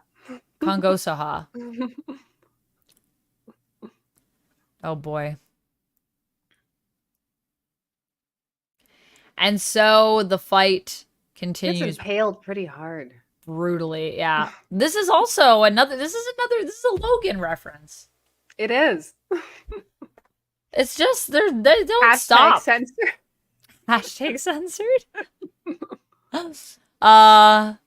Hashtag censored. Posting content without permission, you're the lowest of the low, says Deadpool. This is where it gets really meta, though, where he starts talking about, okay, seriously, what's going on with you? You're talking like you're a good person. I'm a scumbag who loves money above all else, remember? And it's like that really does take Deadpool back to some of his very, very early characterization, which actually Liefeld's writing a Deadpool like team up right now. And so you're seeing some of that early characterization. It's always fascinating to see Deadpool like wanting to be better, but ultimately feeling like he's like stuck being shitty. Well, it's interesting to see just some people revert back to that more villainous classic Deadpool. And sometimes when I see it, I do miss it. Like sometimes like, oh yeah, I remember. As much as I love, the quipping Deadpool, it depends on the level, because sometimes it definitely goes too far. But I'm like that level of deadly edge that he had at the very start. I'm like, sometimes I'm like, yeah, it is kind of cool to see that sometimes. It is. I think there's a lot of people that miss it too. Like there are a lot of people that say that like now Deadpool's like just all jokes, and I'm like, yeah, but that's kind of like a crucial part to who Deadpool is. But like, remember when he used to be like such a badass? And I'm like, I mean, I feel like you can do both, but I know what you mean. Like he is a lot more about the jokes than he is about the badassery. You can do both, but the balance is oft times off. Yeah. It's hard to do both at the same level at the same time. So although, this is kind of trying to do it, I feel. It's actually right here. Certainly making an effort. Me, we're the same. We're the same, you and I. We're the same, you and I.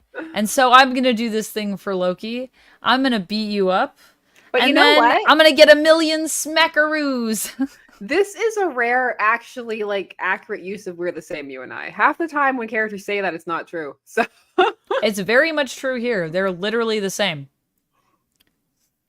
And I like how this is where it comes down. And once again, this is another scenario of like, how do we write ourselves out of this?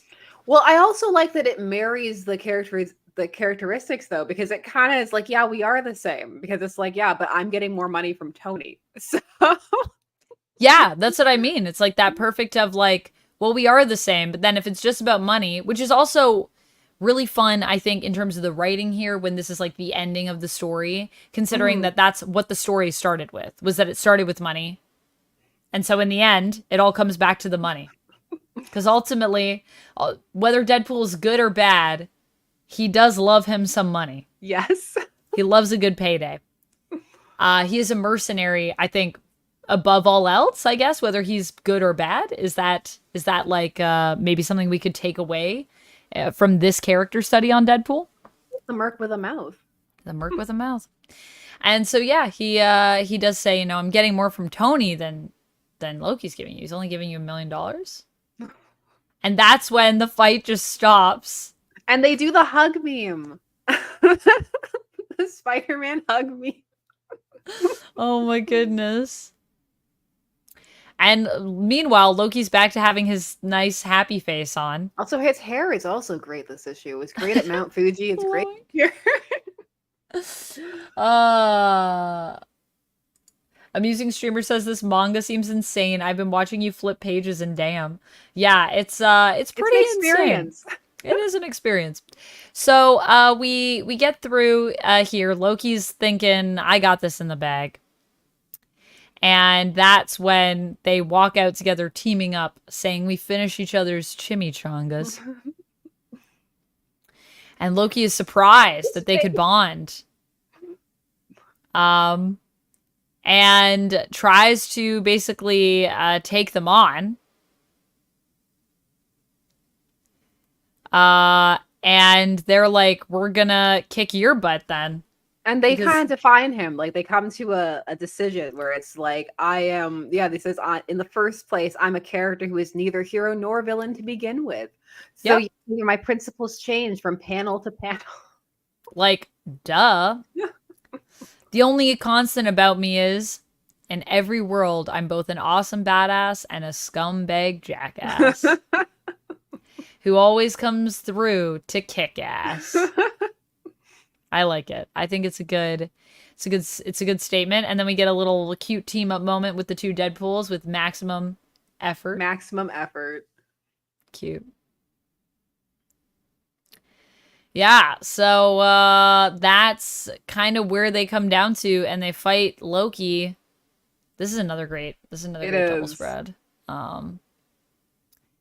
And they just team up and destroy This him. one did trick me with the end. I was like, The oh, end. okay, because it made sense. I was like, yeah, I believe it. Action freeze frame.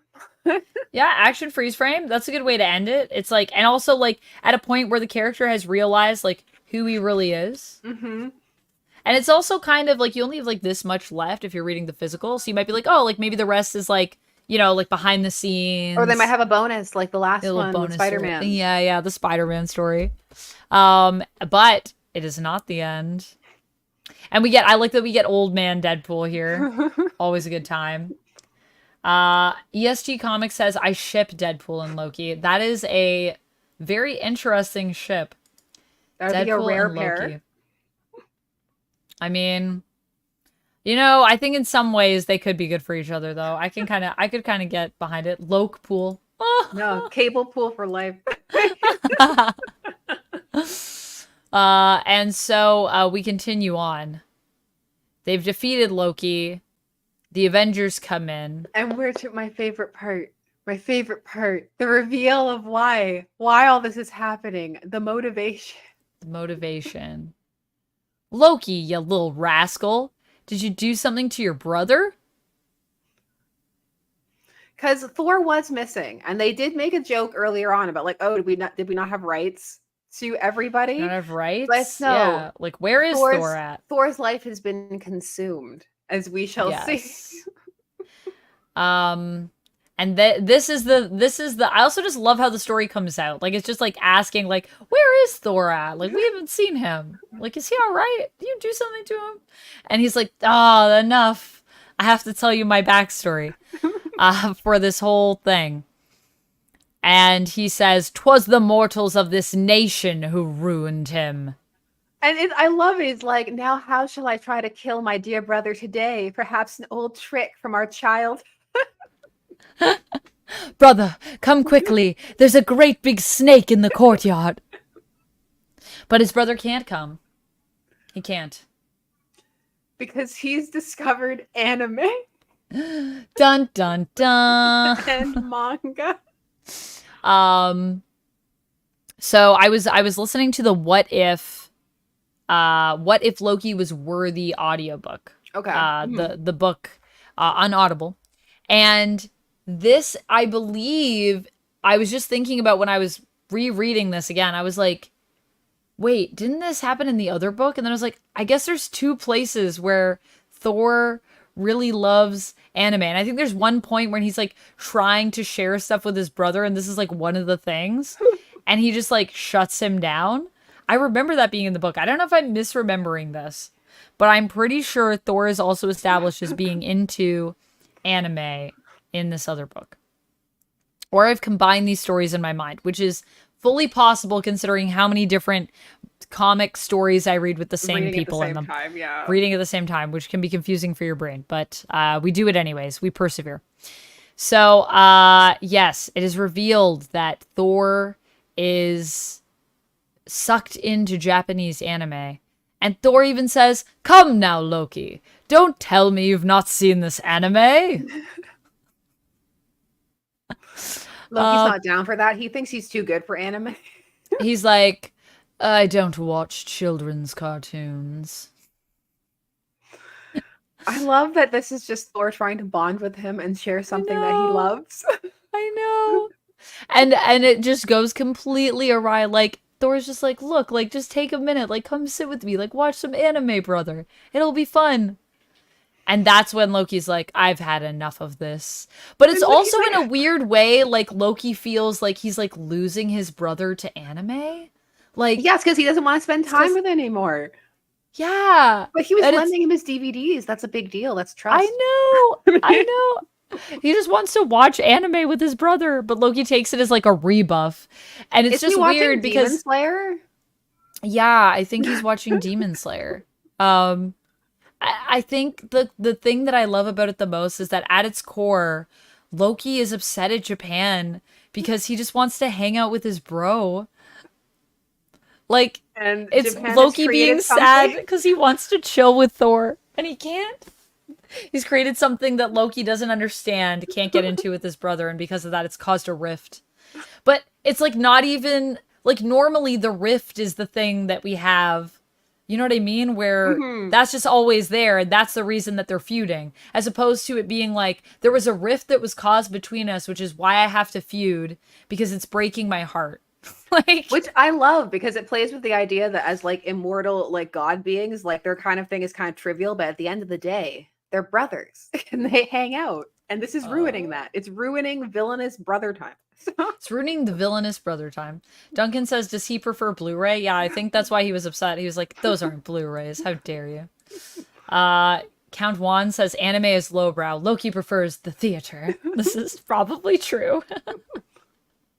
Loki's like, you never come to the theater with me anymore, brother. You just watch anime. So yeah, he blames Japan for the anime. I mean, Um, for creating it and hence creating this situation that he's now in. So and so, yes, Loki says, I will see it destroyed. And yeah, Thor does wonder if he prefers Blu-ray, and that's why this I is love happening. that the implication is that Thor has been ignoring all the messages and everything, just up there, like marathoning whatever he is watching. And Loki's created this ridiculous, like multi-dimensional scheme that Thor still isn't paying attention to. Even when he's doing this, he can't get Thor's attention. How frustrating that must be for Loki. Um, and I love Deadpool's response.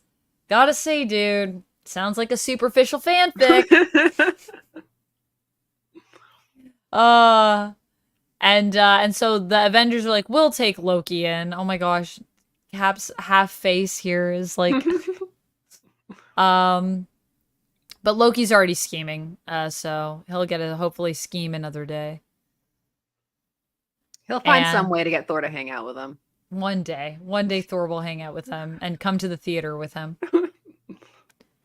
And then we just get this little montage of everybody. I love this idea that they're like, oh, it's like I've left all these villains out, so the nation's safety is not secure. And they're like, yeah, but they have Sakura Spider and Neiro. I'm like, but you just spent that chapter taking them out so thoroughly. They're the best heroes that Japan could ask for, okay? All right, Sasha, the best heroes. Even Sakura in Even her though All hospital Might was bed. just here. She's gonna get, she's gonna get a nurse to like wheel her hospital bed in so she can whip people. We'll figure it out. We'll figure it out. So, and although they do end it with, if you guys do show up, and we're struggling, any of the Jump heroes will fend off every last one of There those we villains. There you go. So Jump's got Japan's back. In the name of my grandpa. And we're still not done. We're still not done. There is kind of a bonus story in a weird way. And this is where it gets even weirder. I did appreciate the end jokes in this one when it got really meta. I love this. I thought this was so great. So Deadpool finishes his manga that he's been writing. A non-fiction manga detailing his exploits in Japan. And so he goes to where Jump is made, which we also get like some interesting like backstory on like the Jump offices. So if you wanted to learn about that, that's in here. And we get this like live action now like comic, which just is told through the pictures of people. Which is with how Deadpool like you drawing go them. and actually pitch, because this is how you go and pitch to an editor. Like you go with your completed thing and pitch it. So this is actually like the process. This is actually what happens.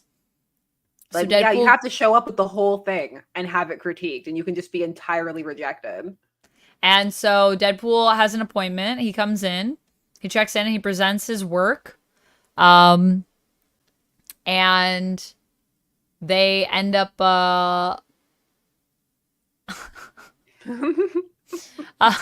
they end up basically saying like he needs to like do some more work on it because it's not good It's not enough. to par. It's not good enough. Don't so just he bring me takes it to regular manga. Marvel. Bring me Jump manga. Yes. Then he takes it to Marvel, He takes and it they're to like, CB Cebulski. yeah. And CB Cebulski's like, yeah, I think this is really good. We don't need anything better than this. And he's like, really? But like, what about all this other stuff? And they're like, oh, we'll just do all that. Don't worry. We'll get this person to write it. And then they even make a reference, one to the adventures being like real because there's blood on the page. But to me, it also was like a reference to the ink stain, and I was like, it looks just like the ink stain. It does. And yeah, CB says, wait, what is this red stain? Ketchup and jam? And Deadpool's like, something like that. And then that's the end. But it's not, because there's a bonus manga. And this is where Deadpool is now leaving Japan. Yeah, because he needs to go and help the Avengers. They've called him. Yeah, time to go be with the Avengers. It's pretty much bringing us back to where Deadpool was at the start of Volume 1, almost, in terms of, like, his status. It's putting the toys back on the shelf, for sure. Yep. Putting everything back where we found it. So Deadpool goes back to New York. And... But late. Yep. And yeah, he shows up late. Missed the fight. Turns out he was even involved with the villains. So yeah, and he's like, "Oh yeah, whoops, that was me. I did that." Yeah, he released the villains because he's like, "Oh, gonna need them in his second series. You know, we need villains. Gonna need some villains. So gotta let them go." And the reason that he was late was because he forgot his passport. So that was the Deadpool manga, Volume 2. That was all the Deadpool manga that we got. That's it. And then there's some pretty sweet like little messages at the end. I did like them. I liked them a lot. I thought it was pretty cool. And I also love that it's just the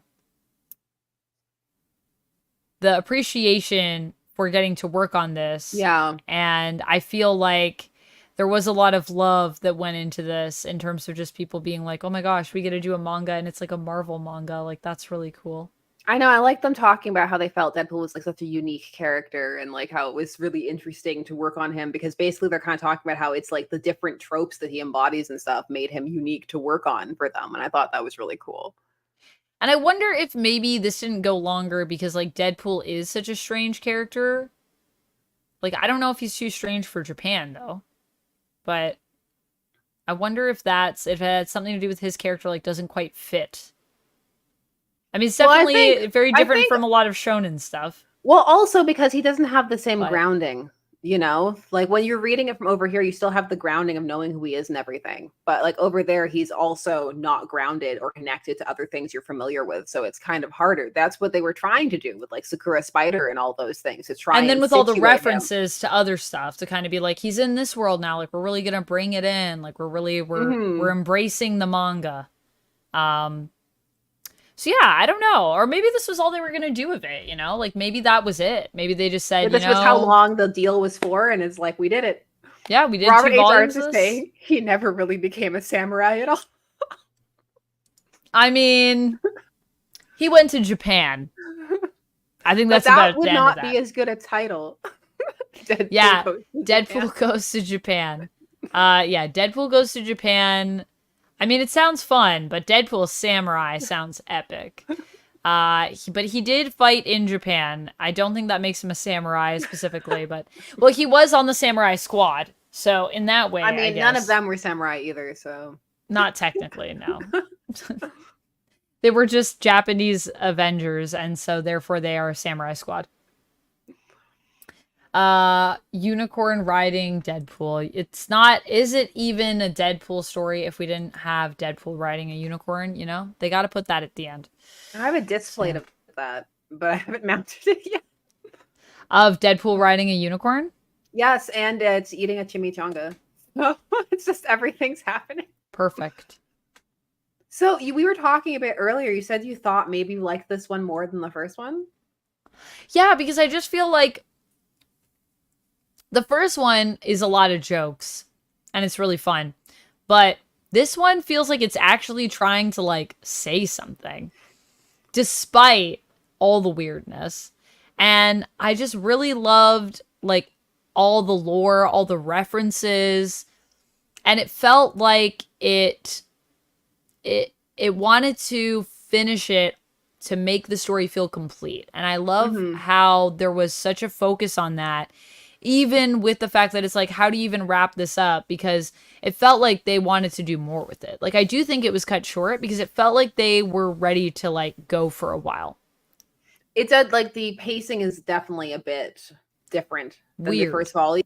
It felt a lot more even. This one did feel a bit more uneven in its pacing. Like, it starts off really solidly paced, and then, especially around the second fight, it has a Yeah. bit of like, we're crunching now kind of energy a little bit. I wonder if like near the end of the fight with Thanos, they kind of heard that like they were going to basically be like done. You have like this much time. Like, you have like X amount Yeah. of issues or And I however think long you're gonna go. when they're preparing for the battle at Mount Fuji is where that's where they decided like, okay, we're just going to kill off these characters so we can have this final fight. Or like not kill them off, but like write them out of the story. Removing them. Remove them, they'll get to Neiro's live. like Neiro's exit was like Poochie levels of exiting. It's like, I have to go. My planet needs me. You know? Oh, sorry, I just got a call. I got to go to a concert and see you guys. In all fairness, though, it did fit with the character they'd established for her, so at least it had that going for it. Yeah, I mean, that's the thing that I also appreciate about it, though, is that I feel like even though it goes to so many weird places and even though it has to rap so fast and all of these things, it doesn't at any point feel like they're undermining what they've written. Like, they actually feel like they're like, okay, well, these are all the pieces we have, so how do we write this so that it at least fits with everything that we've established? I mean, I will say, with the exception of Sakura getting hit by the bus. Yeah, that was clearly like, well, she's Although such a that is she's a such a comedy committed moment. hero. It is a comedy moment and it is still a reference, but it doesn't really directly relate to anything other than like if you don't hit her with a bus, like will she sit the fight out? I don't think so. Because she's such a hero. That's what we've established about Sakura Spider. She Yeah, is because like they even say at the the best beginning, hero. in volume 1, they're like, oh, so you're the earnest hero type. Like, they make a whole thing about the character archetype that she has. So, And that's the only way you could get rid of her is to literally make it so that she can't she can't do she it. can't physically do it, so it's not possible for her to go. Even though she'd really, really love to be there for you. Duncan says, liked and 2 more. scene. Yeah. Yes. You like I think 2 more? I think so, because it had more, like, even though 1 had some hilarious standout moments in it that I still really enjoy, overall, I think the wackiness as to why this was all happening and the reveal that comes in this one just sent it over the top for me, because Thor and Loki's like relationship, they're brotherly, all their things, just, it's one of my favorite things. So I'm like, getting a moment like that was very fun for me. That is like, I think also one of my favorite parts about, I think that is my favorite part. I mean, I do really like Sakura Spider getting hit by the bus because it was just so like, what are we even doing? And I do really love All Might coming in. That was wild when I read that. I was like, what? And the chimichanga stuff is really funny. But I think the Loki reveal at the end and that even that is tied into the manga because they're just like, oh yeah, like Thor's obsessed with anime right now, and like Hmm. Loki can't bond with his brother on that, and so Loki's mad at Japan. I was like, it's so ridiculous, but like it actually fits with the characters Because so it fits weirdly the well. level of dramatic pettiness that I expect Yes. from Loki, that he's had since inception. I'm like, he's always been like this. This is an entirely in character Loki thing to do. This is so true. Loki is extremely petty. Loki is extremely petty, and we know that he has great hair and great nails. And I think that's probably also true across like all of time. Um yeah, he that their relationship being at the core of why he's doing all of this as well just Mhm. is very like feels so classic. Like of course, why is Loki doing this? Because of Thor. Um There were lots of like references in this. Like Tony's alcoholism is referenced at one point, and I was just like, oh, yeah, cuz they okay. want to like celebrate and have a drink and then Tony's like, I He's don't like, I drink. don't drink anymore. I He quit uses drinking. that as an excuse to shoot Deadpool. Yeah, he's like, how dare you? I mean, just the characterizations of a lot of the people in this are weirdly like just fit so well, even when they're very, even like when you have like Tony just being this guy that's like, yeah, I'm not doing this. Like, I gotta go on a bunch of hot Where dates. he's I'm not like going to hell Mr. with you. Arrogant, like CEO party guy. It's just like he's very much broken down into like a couple of traits. But even that, like, it fits him, and it also fits in the sense that he's like kind of a no nonsense, like, look, I'm here to be a hero, get the job done. Okay, I'm a busy guy. I'm rich. I don't care about your bullshit. And that's like I understand it. I'm like clearly like stuff was researched, things were referenced, there was clear knowledge here, but it's just kind of been tweaked to fit the setting or the tropes or just the understanding of it. I'm like, I get it though. It didn't Yeah. have any like of the moments I had with say like Suicide Squad Isekai or something where I'm like, I'm reaching a little bit for some of these characterizations Yeah, I that they still went. haven't finished Suicide Squad Isekai, but Neither have I, and it's so bad. It looks like I'm on one of those things that I've abandoned again. I'm like, but I haven't. I've just got busy, and it's so close to October, the death month. So, the Death like, Month. Yeah, I feel like it's hard. There's so many things going on, and I kind of just fell. Also still need to finish Kite Man, but I didn't even there's too start many Kite Man, things. so you're doing better than me there. I started it, but I haven't finished it. I still have like 4 episodes to watch. How many episodes are there total? 8, I want to say. 8? In I my think head, I was 8. like, I can do 8, and I was like, you can't do 8. Like, stop! You're doing so many other And I things. think each one is only like I think it's only like a half hour. Is each one 30? I don't think they're like an hour or anything like that. I'm like, no, I've got to do the Plastic Man horror comic that came out this week. Like, Yeah, there's too many things to read, there's too many things to watch. It's a real problem. But I'm glad that we were able to take a moment to read Deadpool Samurai 2 because this was yes. actually very much like worth my time. It was I fun, and it was a fun break because honestly, I don't think I would have taken the time to read it otherwise because it was always one of those things where it was like on my list. I'm like, I'm gonna read that, and then it would just sit there on the to read pile. So I'm like, I'm glad this forced me to read it because it was really fun. yeah, I think I had my volume 1 for like more than a year. Like I've just been sitting on it like waiting and then I was like, "Oh, you know what? Deadpool and Wolverine is happening. This might be a good time to read some Deadpool." And I've been reading a little bit more manga than I have been in a long time. And I was like, this is like a perfect blend. And I also really want to check out the X-Men manga when they do the Mhm. reprint of that, which is supposed to be coming out soon, I think. Oh, I think there's this so winter. many cool reprints coming up. Yeah. Chemdog says, I made sure to get the Plastic Man book. Ah, Nice. Chemdog. Did you see the sexy Hal Jordan reference? I laughed. There's a whole like page where Plastic Man's describing the members of the league, and for Hal, he's just like, Hal is supposed to be this handsome god. And I'm like, what is happening? What? Oh my god. It was like stupid, Okay. sexy Hal Jordan. Like, what are we doing? Oh, Hal Jordan, always so sexy. When I think of Hal Jordan, I definitely think of, oh man, he's got to be real sexy. Ben says, oh crap, I need to finish Kite Man. Totally forgot about it.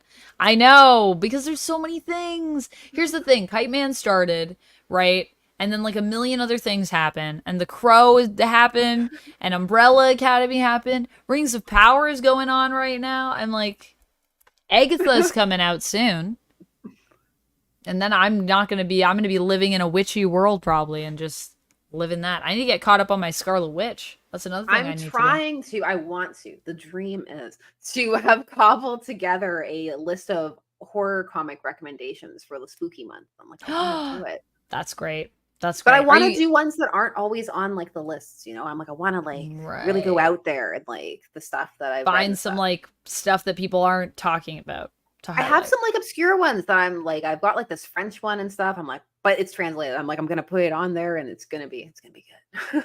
Are you gonna be getting Hyde Street at all from Ghost Machine? Yes, I am. That's gonna be my first like Ghost Machine series that I guess I'll be like collecting myself. I still need to read Rook Exodus. I know you were saying it's really good. I still have gotta get on. And like Rook Exodus, like number 5, like it like took it to a whole new place. So it's. Yeah, I heard it's a big issue. Yes, a big moment. Issue 5 is a really big moment for the series, and I'm hoping I get the chance to like revisit it or at least come back to it when it's done its like full run. So its first run at least. Archie says Hal is hot. I thought he was hot mess Hal. You can be a hot mess and hot. The hot's in it. It's hot's right in the name. It's at the start. Eric says I want to talk Rings of Power. When you have it, Amanda. I have watched the first 2 episodes. I have to watch the newest episode, just came out today, I think. So I got to watch that one. But I did watch the first 2 episodes, and I do have a video on my channel discussing them at length. But I don't know if I'm going to do reviews for each episode. I think I'm just going to come back to it at the end of the season. I'm trying a new thing, which is when it's something that I don't know how it's going to be, I'm going to do the first episode, and then, you know, if you guys all watch it and it blows up, then I'll do more of it. But otherwise, although I want to do it so bad because I just love talking about Lord of the Rings, but it's fine. I have to hold my nerd You gotta inside. Pick and choose, though. There's only so much time. That's the thing. It's like there's only so much time, so I need to prioritize the stuff that is like the heavy hitters and focus on that. But Agatha will be doing weekly videos for, I imagine, because that's probably going to be insane. And that's MCU. So, you know, that's kind of my vibe. Yeah, which is a thing. You work hard too. I do. I work a lot. This is true. So does Sasha. It's the life of a content creator. You never stop working. Even we were just talking about this before stream. We're like, even when we're relaxing, we're like, oh, I could read this thing that I need to review. I could try watch and this like thing make your relaxing productive. Yeah. You know? It's like even when you're relaxing, you're like, I could read this, but like this would make a good video. Yeah, I know. It's like you could read this thing that also you might potentially talk about, or watch this thing you might potentially talk about. Yeah, I was rewatching. I've been rewatching Sonic. I was saying, so everyone get ready for that. I definitely want to do a Sonic video. Can you push the Sasha link too? I definitely can. Yeah, Casually Comics. I'll put it in the chat for you guys. It's just Casually Comics on YouTube, so definitely check out Casually Comics. I highly recommend it.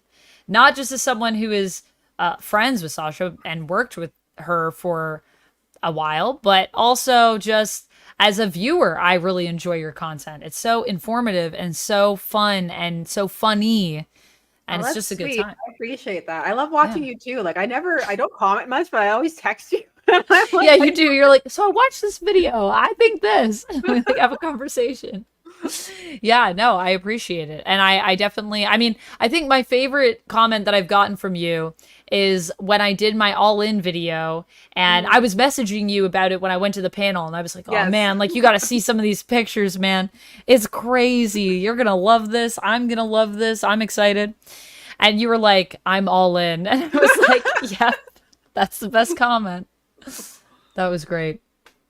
Duncan says agrees with Amanda. Yes, thank you, Duncan. And honestly, it is. I mean, you don't have to agree with me, but if you watch the content on Casually Comics, it'll represent itself. I don't need to hype it. It can hype itself. Critter Nation says, did you talk about Dune Prophecy? I just read that they switched the name from Sisterhood. Reviews in the fall. I did ask Sasha about this. What do you think about? I was talking about Dune Prophecy, as chat suggested. It is tempting. I love Dune, and I don't often get a chance to talk about it. So I'm like, it would be. It's like it's one of those things I deeply love, like Star Trek, where I'm like, but if I start, I'll never like stop. It's like I started to have a conversation with someone about Dr. Bashir the other day, and I was like, I had to stop myself. I'm like, I need to be stopped because it's getting too deep. Because it's we're going off the deep end. Like, oh no. Yeah, I was talking about, I don't even know why were we talking about Dune in chat the other day, guys? What were we Was I talking about something that reminded me of Dune or something like that? Anyways, and then we were talking about that. Oh, I think we were talking about Lord of the Rings and the Rings of Power. We were talking about people that read the books versus people that watch the movies, you know? Mm. And I was talking about how sometimes people that read the books can be like, well, if you don't read the books, then like you don't even know anything. And I was like, which, I think we've all been there. We've all had a gatekeeping moment in our lives. So I try not to hold that against anyone. However, because there were some people that are kind of in that vein with Lord of the Rings. And I haven't read the Lord of the Rings books. I've only read Hobbit. And I was saying that it was reminding me of Dune. And I was like, with Dune was also kind of like that. Like there's some people that are very passionate about the books. And they're like, if you haven't read the books, like you don't have an opinion. And I was like, well, the books are a different experience. Yeah, and people were like, you can't like the 80s movie if you've read the book. Like it won't fly but for that you. is not true. That is not true. That's well, then I read the book so I could say that I'd read it and so that we could discuss it. And I wanted to read it. And then after I read it, I was like, and I'm gonna be honest with you guys, I still like the 80s movie. It hasn't changed my mind. I have a fondness for the 80s movie. I'm like, it really tried. I mean, it is genuinely trying to represent some of the things and doing its best. And there are some things in it that I think it does really well. And I think that it deserves credit for those things that it does well. Yeah, So, I agree. I feel like, it's not perfect. I mean, I don't think any film adaptation of a book is going to be perfect because film like when we're reading a book, especially when it's a book that's not even like, a comic, like where we don't have any visual aid. It all lives in our own visuals, in our own mind. So it's never going to be what we all need it to be, because also what we all need it to be is probably going to be radically different as well. But I think that there are some great things in the Dune 80s movie. Even having read the book, I agree. I think there's some things it does well and other things that it doesn't do as well. And there are things that I prefer in that to the book and things that I prefer in the book to that and things that I prefer in comparison to the new films as well, and things that I also prefer in those films. So, all of them have their pros and cons. And I mean, Dune is just a fascinating story, I think. it's like I enjoy really watching cool world. adaptations, but I do also think that you can have adaptations that do just completely disrespect the material. And then at that point, it's like, it's frustrating. Yeah, I mean, Because there's a difference between, changing or a different interpretation and then just flat out like totally doing a different story. And you're like, this isn't even close well, to not any even of the doing a stuff. different story, like just disrespecting. Because I've seen things do different stories entirely where the person's just like, I didn't even read it. Starship Troopers. And like it still turns out like fairly well. I actually really like the Starship Troopers movie a lot, even though it's not what the book is at all.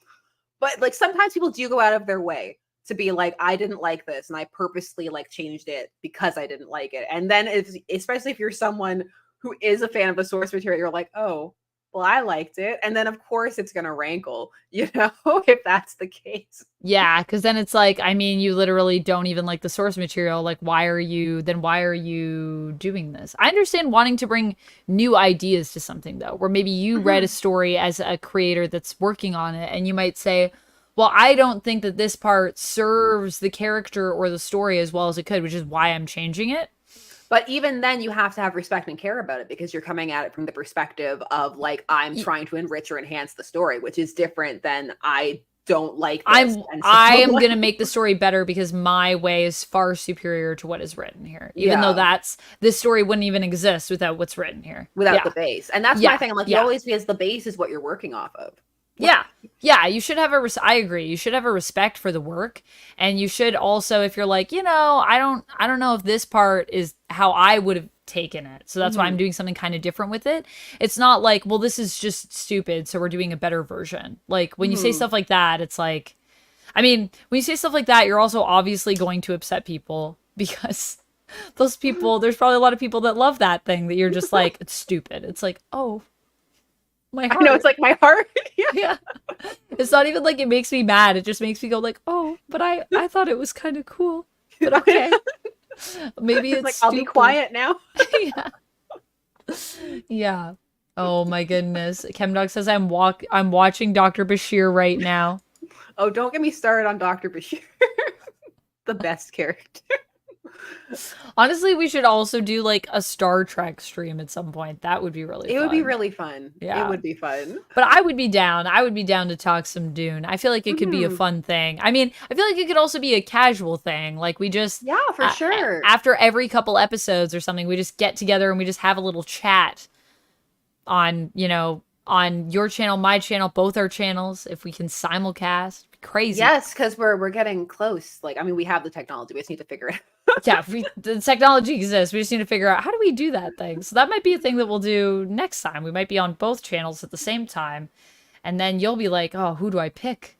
or you can just have us both open. That's the dream. That's the dream. I'll get all the Ozymandias screens up. Just multiple screens. Yeah, it's just like Amanda and Sasha on every screen.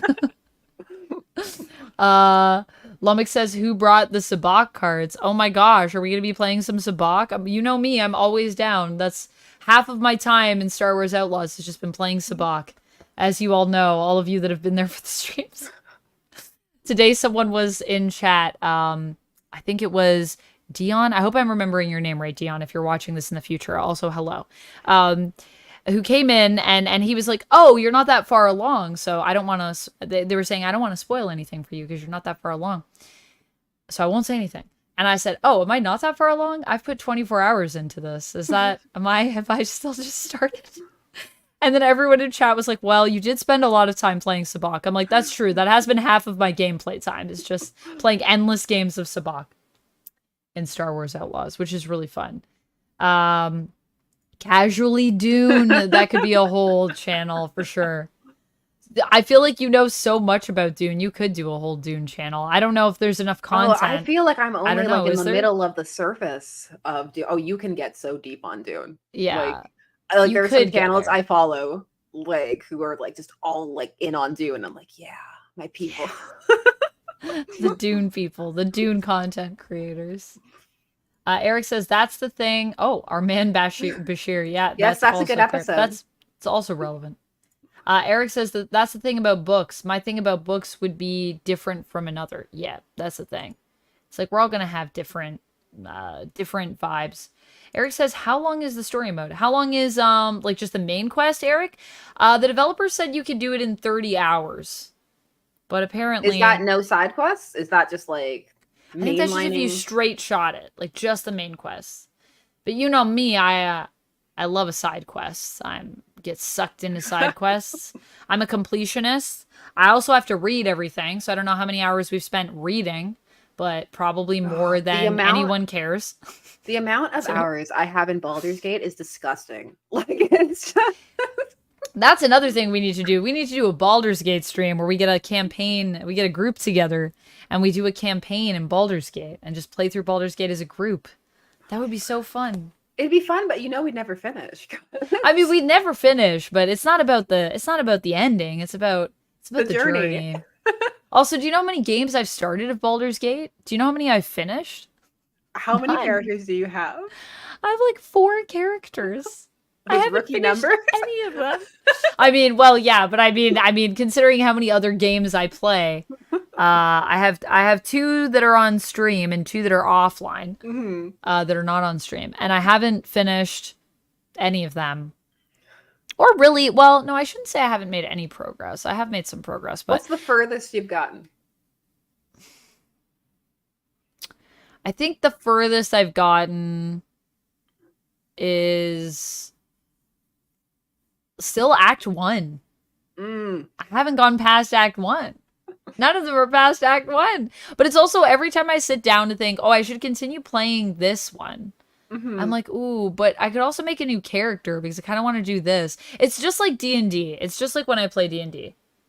Oh, I should plan more sessions with these people. I should continue this campaign. We should really like play more, guys. And then I'm just like, or I could just create a new character, roll a new character, and then play with this group, and then I don't have to worry about trying to coordinate. It's the same vibe. Except I'm not even coordinating. I just love character creation. It's really fun. I just built a new character like last week, so I can't say anything. Atomic says at this point Amanda could have a McKnight core party. I could. If I could play with myself. This is going back to me talking about me cloning myself the other day and how I just want to be able to read books and watch things and then have a version of me that's making the content. And at the end of the night, like a Jamie, like multiple you could recombine. Yeah, and then I have all the knowledge. That'd be so good. Or like the ever confusing White Rabbit, Jana. Oh gosh. Didn't you just do a video recently on White Rabbit? No, I haven't finished the full video because I was waiting for the sirens to finish to see if they described what was going on with her powers so I could add that to the powers section of the video. And did they describe that? No. Oh. No. It's like I sat there, like I felt insane, like trying to decipher what had happened. And like people sent me like so many different suggestions that were solid and like several of them made sense, but it could have been any of them. I'm just like, oh no. You're like, I just want an answer. How was Gotham City Sirens, by the way? Uneven. It had a really good idea and a fun premise, but the execution, in my opinion, left a lot to be desired. And there were several continuity issues in story itself that made it jarring. And within its own story? Within its own story. Oh, shoot. There is a moment in issue 2 that we are debating on my channel to this day, whether it was an art error or not. And it is a character in a jail cell, and whether she is there or not alters the course of the story. We don't know if she was there or not, or if she was an art error. So I don't know. Weird. People are telling me, they're like, maybe we'll know in the trade. Like maybe we'll get the trade, and then like the panel will be different. Oh, and then they'll like fix the thing so we can see if it like is supposed to be her or it's not supposed to be her. Yeah, maybe.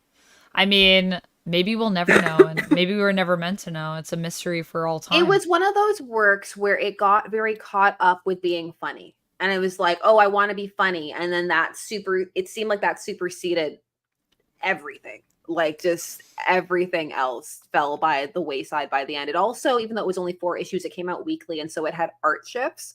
So it did the same artist throughout. It had the same artist for 1 and 3, different artists for 2, and then 4 had 2 artists. 4 had 2 artists. Okay. It's shifted midway through, and not like, oh, we're shifting styles shift. It was just like, we need somebody else to finish it kind of like shift. So it sounds like they did it, but they didn't really like have a lot of. I don't know if it got crushed because of like All In, or like because of the company shifts, or like if there just wasn't time, or if it was supposed to be longer.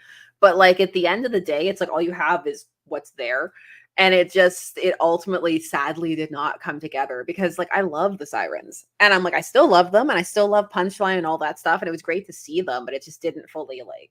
I feel like it's weird that it's a mini, because I feel like when they announced it, I thought it was going to be an ongoing, because I was just like, well, it's Gotham City Sirens. So like, if you're going to do it, like kind of like go big, like, you know? Yeah, because they can sustain it. Yeah, they can. And so then when you were like, oh yeah, it's weekly and it's like a mini, I was like, why though? Like, it's just a weird choice for that team and that book. Well, there's also this moment in 4 that's so strange, where Harley and Punchline are fighting, and Harley jumps onto Punchline's back and goes, "I'm Harley, by the way." And like, I think it's supposed to be a joke, but it comes across so strange. It's weird. Interesting. I'm Harley, by the way, just in case you didn't know. Just in case we haven't met several times and fought more than once. Like, okay, I think I know who you are, but thanks for reintroducing yourself. Who is that for? But it's like, I had fun with it, and I got a great wig out of it, and I sent you that picture by the end where like just all in. That is a plus. I mean, It's unfortunate that it didn't come together, but maybe at some point someone will pick up some of the cool things that it wanted to do and it'll That's become what I'm fully hoping formed, for, or because I'm like, we get a second run at it. there were some cool ideas there that I would actually love to see again. So I'm like, fingers It's crossed. also unfortunate that the comedy overtook it, because like even thinking to like Deadpool Samurai, that's something that I Mhm. really like about this, is that although it's funny and like a lot of it's about like, oh, it's jokes, it's like the jokes never detract really from like what's happening, like No, from the characters. It it enhances. it maintains structure. Like it does. Hmm. It maintains structure, and like you said, their accents to the moments and to the scenes. So like Yeah. you appreciate when a joke comes in. Yeah. Yeah. So that's nice, because that's yeah, it's unfortunate, especially with something like Gotham City Sirens, which can be funny. I have nothing against that. But it's just like I don't think that's really what the focus should be in Well, that I book. went back and reread some of the early series because I have all of them, and I was like, "Am I misremembering it? Like how much comedy was in this?" You know. So like I went and I checked. I'm like, no, it had elements, but that Hmm. wasn't. It was part of it. It wasn't the drive. You Yeah, know. it's not the full, it's not a comedy, but it's like, there are comedic moments that I think land really well in Gotham City Sirens. I mean, Mhm. you have all these characters together. I feel like you're bound to have some moments that are like kind of weird or wacky or fun. So there's nothing wrong with that, but yeah, that's unfortunate. Well, I gotta check out all your videos on it. I wanna watch them Well, and and hear your also I'm thoughts. now on like the trade hunt because I'm like, I gotta know. Like, I need to know if it When does the changed. trade come out? Because that was the one thing I was thinking, was I was like, if I get it, I'll probably get a trade. I'm not sure. And you know, I read the solicits. So I'm like, when I see it in those solicits, like, I'm going to Yeah, be you'll be there. like, That's me. coming for you, trade. I'm going to go right to that page and be like, is she there? Is she still in the jail cell? Yeah, my favorite is when I've like missed solicits for something, and then I'm at my shop, and then I'm like, what even is this? Is this happening? And I see something on the shelf, and I'm like, no one told me about this. And then if I talk to people in chat, they're like, Amanda, it was in the solicits. I'm like, I didn't read the solicits. I didn't even know. It's like a whole thing, and it's going to be tied into 5 things, and no one talked about it. But also, I do find like that is a problem with comics sometimes. Like if you don't know where to look, we were talking about this. We were talking about Yes, accessibility. We talked about this last time. I think we talked about Deadpool we Samurai. did. We did. Oh my goodness, it's coming full circle. But it's the same. It's the same thing. It's like if you don't know where to look, how would you ever know what's happening? You That's the wouldn't. thing. Comics is one of those hobbies where it's like you need to get in to like know things. It's It's like it's once just you're like in it. you gotta like know the secret password to get in the door. But you're like, to know the secret password, you have to already have gotten through the door. Is kind of Yes, what it feels like. And it's like, well, but I don't know. I got to get in there because that's where the secret password is. It's like, yeah, well, maybe if you know that's someone one that of the already knows things. it, then you could get That's in. one of the things that's been fun about the absolute stuff is that people are talking about it. Hmm. Like, yeah, they're Yeah, I memeing hope on it it a brings lot, people in. but like people are talking about it. And I'm like, memeing is good. Memeage is part of, fun memeage, not like mean, but like, like a fun, thing. That's part of it. Yeah. I think it's hopefully going to be accessible. And I do feel like when also likewise when Marvel did Ultimate and brought that back, I feel like that got some more people in. Like we're definitely getting people in the door, but I just hope that there's other folks out there that just help people to show them like this is how you can find this thing, and this is where this is, and like Yeah, are like showing them around when they I come was in. in the comic section the other day at a bookstore and I saw some like people come in and like they bought like the Dark Knight Returns and stuff. And I was like, yeah, it's always the Dark Knight Returns, but yeah, Dark Knight Returns. Yeah, but that's it's like one of those, like I hope that we have moments like that where people are actually like being friendly and like helping each other. And I think we will, because I feel like comic shops have changed a lot. Like even since I first wandered into a comic shop and was like very intimidated and didn't know what anything was, and then like ran away from the Yeah, comic I shop. still don't go a lot. Like, I don't know. I do still feel intimidated, and I don't know why. People are friendly. I don't know why I feel that way. I don't know. Maybe there's like some previous something in your brain that's like stopping you. Or I don't know. It is a weird thing where sometimes like even being like a comic book creator for years, there are times when I feel like I don't know if I could talk about this because I don't know if I like know enough. Like I don't know like every detail. Like, I don't know. Mhm. Like, what if someone comes in and says you missed this detail, and then I'm gonna feel like I just failed completely and I know nothing. And it's like, well, just because you don't know one thing, I'm trying to get more comfortable with it. Like, if I forget a name or something, like I've forgotten some names on stream here today. You all witnessed it. It happened. I thought that for a second Lizard was Scorpion, and it was a fun time that we had. Uh, but stuff like that, and I'm trying to just like be less precious with it and be like, no, you can Oh, still you have be to a let it fan. You don't have to know slide? everything. Yeah, and just Yeah. be like, oh, okay, like I didn't remember that off the top of my head. That's okay. There's no pressure. I don't have to feel like super polished. But Mhm. there are times where I still, if I make a mistake, someone like might call me out like in chat or in the comments or Mhm. something. And it like makes me question whether or not I belong in the fandom. Even though I'm like, but I've been here so long. Like I definitely belong in the fandom. Why do I feel that way? I don't know. I don't know. So maybe it's I don't know if that's it for you, but for me, I have moments like that too. I feel pretty comfortable in my LCS, but even Mhm. then, I'm pretty sure if someone came in and like challenged me in that space, I'd be like, oh no, maybe I don't know anything. For me, I think it's just that like I'm really bad at like talking to people in public. And so I'm that person where I'm like, "Oh god, someone's going to talk to me. Oh no, I'm going to have to like converse with a person in the Yeah. space. I'm going to have to human in a space." So Yeah, Eric, this is true. I live in a bunker, so a bomb can't do anything to me. It's a good way to think about it. You know, I'm invincible in some ways. No one can hurt me. At least not physically in my bunker, but emotionally in my heart. Still, I'm open in that way. I'm vulnerable.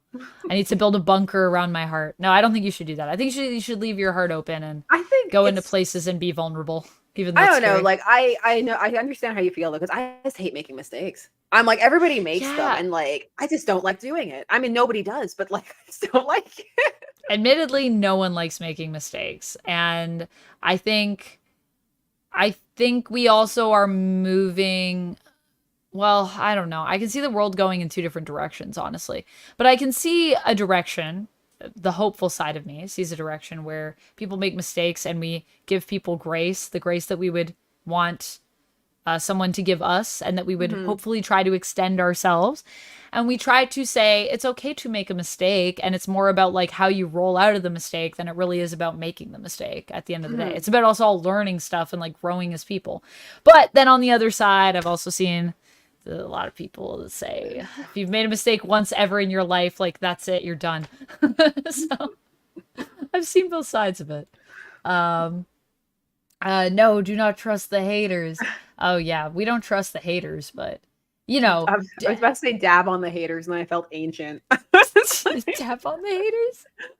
Oh, Mystic Digital says felt. Oh no, Mystic Digital. I hope you feel seen in your comic spaces, and I hope you don't feel like you have to earn the space.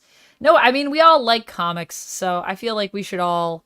But it can be intimidating because when you don't know where to go, and then you have to ask someone, and yeah, when we all have that fear of like being wrong, it's this also this question of like if I ask this, am I even asking the right thing? And then is someone gonna like tell me I'm wrong for even asking a question or something? But I would happily help anyone that would talk to me in my comic shop to the best of Oh, my I'm knowledge. always so excited when somebody actually like wants to talk about comics. I'm like, "Oh my god, it's my Yeah, time." same. It's my thing. You know, once I get over the whole where I'm having a conversation, then I'm like, now it's my time." Right, you're like, oh, are we gonna have a conversation? Okay, now it's my time. Yeah, honestly, I feel like it's it's fun to talk about comics. That's what we all come to do. And it feels I don't know, it can be it's just intimidating to talk to people in general. Yeah. It's I like a feel that lot. for sure. It's like, oh, I gotta like go up to someone and talk to them and like what are they gonna say? And like what am I gonna say? And like what do they think? And what am I thinking about? What if I say the wrong thing? I mean, I think also the pandemic didn't help any of us. It definitely all made us more socially awkward. I No, think. for sure. Um Oh, hi, Harley oh X Joker. hey. Hey, how's it going? What's going on? We're just talking about accessibility in comics and finding fun spaces where we can Yeah, to feel talk about comics and like we can all talk that kind about of stuff. comics and not feel intimidated by things. We're talking about how comics are intimidating, but like how hopefully it's becoming less intimidating for people and more accessible so that people can not feel like they need to know a million things before they get in. Um Lumic says I loved talking books when you managed a comic shop. When I managed a comic Mm. shop? I don't think I've ever managed a comic shop. I don't know if you're talking about me. Have you ever managed a comic shop, Sash? No, I mean, Hmm. it would be like it's one of those like fantasy jobs that I know is way more difficult than it, I'm like, it's gonna stay up there in the head like a food truck or something. I'm like, there's way more work involved in that. Yeah, there is. I feel For like it would be nine fun years. to open a comic shop. Oh, Lumix, you did it. All right, for 9 years. That's a long time. That's awesome. Yeah, I personally just feel like I would love that. I would love to own any kind of bookshop, honestly. It could be comics or books or both or whatever. Honestly, put all the things in there. Give me comics and manga and books, all of it. I just love reading. And like Hmm. sometimes people will be like, "Oh, but like what books do you like what types of books?" I'm like, "I read everything. I just love to Yeah. read. I read a cereal box every now and then, you know? If it's got words on it, if there's some form of thing I can read, I'm probably going to read it because I'll just love it." Eric, thank you so much for Oh, following thank Casually you. Comics. Appreciate you. Um, Harley says YouTube has helped me get into comics, especially Comic Historian channel. Rest in peace. Yes, rest in peace, Yeah, Benny got a lot of people into Comic comics. A Historian. lot of Yeah, people. he did. I mean, that's my favorite thing about making comic book content Hmm. is when you hear somebody has like watched something that you made and like they say like, "Oh, like I got back into comics or I just started getting into comics because of this thing." Like that is I did a so cool. recommendations video the other day and it flopped like a Magikarp, but I was so glad that I did it because like so many people had cool recommendations of their own or like we're gonna check stuff out and I'm like, I'll do it again. I'll Magikarp again next month because it's worth it. Like it's fun to discuss all the things that are out there because even you and I were talking earlier today about like distillery and stuff. Like there's just so many things out there. There's so many things and there's so many comics that like I don't know. Like we were talking about this idea of, doing like I was saying I wanted to do indie comic, well, just comic reviews in general, but especially indie comics in shorts, because Mm, I was just like, it would be really cool to just do like a quick elevator pitch because otherwise mhm, how do you even know what to find or what to read? Like a lot of people don't know about indie comics, and I find that's the one, although obviously everyone comes as well for big two recommendations. I feel like mhm, indie people really come for that because they just don't even know where to start. Like at least with Marvel or DC, if you have a basic knowledge, like you can be like, I know X-Men, so I guess I'll grab an X-Men comic. Like mhm. from any era, you could just do that. But with indie comics, it's like if you want, I had someone the other day that was asking for recommendations for like, um, it was kind of like mystery comics, Okay. I think. And Mhm. so and that was the one where I was saying to you, and this happens to me every time someone asks me for a recommendation. I'm like, oh no, I don't have anything. Oh no. They're gonna be like, she doesn't know anything about comics. She can't even think of one comic. But it's also because like then I start thinking of what's the best one. Mhm. And I don't want to say like something that doesn't fully fit. So then I'm like, well, what's the one that would fit them the best? Mhm. But then in the process of getting hung up on that and then questioning, like, if I don't say anything soon, they're going to think I don't know anything. Then I just start going, well, like, this one sounds pretty good. And then as soon Mhm. as I start talking, I'm like, oh, wait, but I thought of one that's better. Oh, wait, but I thought of one that's cooler. Oh, wait, but I thought Mhm. of this one that I just read. And that one's really good. And then it's like a million things come out of my brain. But that is like, yeah, how would you know what to read? Like, you can Google it, but even then, it's not even easy to research indie comics, in It's my opinion. not, especially because like you and I, we've both worked on list content. And so you Yeah. know that lots of times the lists eat each other. They cannibalize each other. And Yeah. so You can sometimes use similar points for a similar thing, or you can say, like, I'm gonna kind of take this, but I'm gonna tweak it and tell like a different story for this character that fits in this and so other it's like vein. when you're recommending stuff, like sometimes you'll find the same recs, Yeah. like because of that. And then there's a whole host of things that just exist out there that like nobody talks about. Nobody talks about. And even with like the things that people like, let's say recommend, like let's say the things that people actually talk about that are indie that are big, right? Mhm. Like Saga, something like that. Mhm. It's not easy if you I hated writing indie comics lists, even though I love indie comics, because Mhm. I was like, okay, now I have to do like research on like a whole series, and there's no wikis for me to check. I just have to know the issues. I have to Mhm. know what I'm talking about because there's not like a lot of resources, especially when you want to feature stuff that's smaller. Like if it's smaller, there's really no resources, so you just have to like read it, and you're like, Mhm. man, I don't know if I have time to like read 20 issues of Yeah, this not comic. in the list format as it exists currently on YouTube. Yeah, but I want to Like, try to accurately show it to people. So you have to mhm. try to find a way to like how I'm going to try to learn as much as I can in the time that I have so that I can tell people. And it's like I want to feature this stuff, but then it makes you like, oh, like I kind of need to have at least half of this has to be the same ones everyone recommends because it's a lot of work to research that stuff. But Mhm. when you're doing it yourself, like you can kind of do whatever. So I know, that's a that's why I'm starting sense. now for the Yeah. October one. I'm like, I'll start now and I'll get like one video, but it'll be worth it. Yeah, and I think that is, and honestly, indie comics like they are the ones that really need the support. Like, not to say that Big Two doesn't, because they have their own stuff, but What it is for me is just highlighting and showcasing the breadth of the art form. I'm just like, comics is an amazing medium. And sometimes I feel like it can be overlooked or just looked at as like, oh, this is just a source to springboard onto other things. And it's like, no, the medium itself is amazing and it can be any genre, it can be anything. And there yeah, are so many examples of that out there. It's a medium that has survived decades and will continue to do so. Even if it hmm evolves and changes into various forms, like it will survive because there's just something so intrinsic about it and its way of telling stories. I'm just really passionate about it. yeah, I feel like that is so true, and we often when we think comics, a lot of people just think of like superheroes, and it's Mhm. like superheroes is a big part of comics, And they're but amazing. it's like the tip of the iceberg when you Mhm. look at everything that's out there and just the sheer volume of what we have that's not superhero stuff. Mhm. And it is one of those weird things where people kind of sometimes still like look down on comics as though it's like a lesser medium or something. Yeah. And I'm like, it's just a different medium. It's not like I've had people ask me when I'm reading comics if I read like actual books. And I'm like, you mean like novels? Yes, I read novels. But it's like, what do you mean actual books? I'm like, this is a book.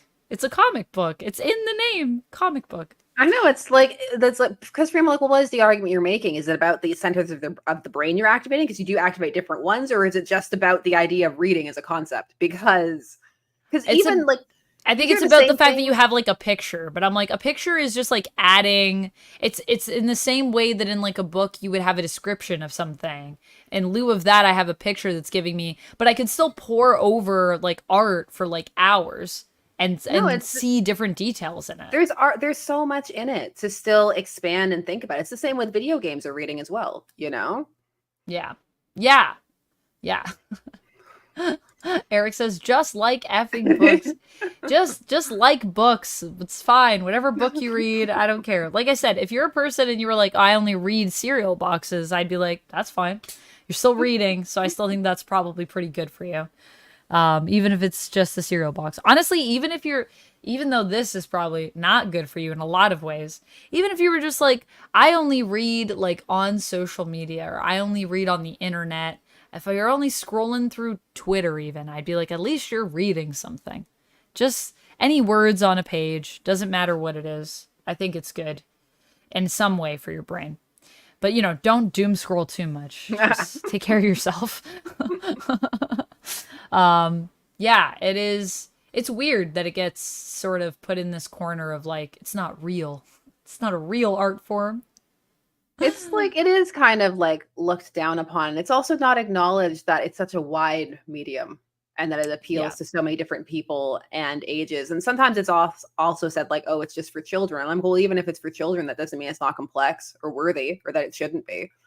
I feel like Like, we also need to stop doing that thing where we say like, well, this is for children, so therefore it's not for adults. I'm like, well, why is it that we also treat it as though like if it's for children, it's like lesser than? or that it should I be, think or that that's it's wild. acceptable for it to be. And I'm like, no, it's Yeah. I actually think it should be of a higher standard, honestly, Yeah. if it's for children. Like these are the minds that are developing. So when shouldn't we want to give them like some of the best like stuff, like things that will make and something that'll make a child think can also make me think. It doesn't like people treat it as though kids have like they have like a different brain. I'm like your Well, they brain was do, but well they not do. It's developing, but for me.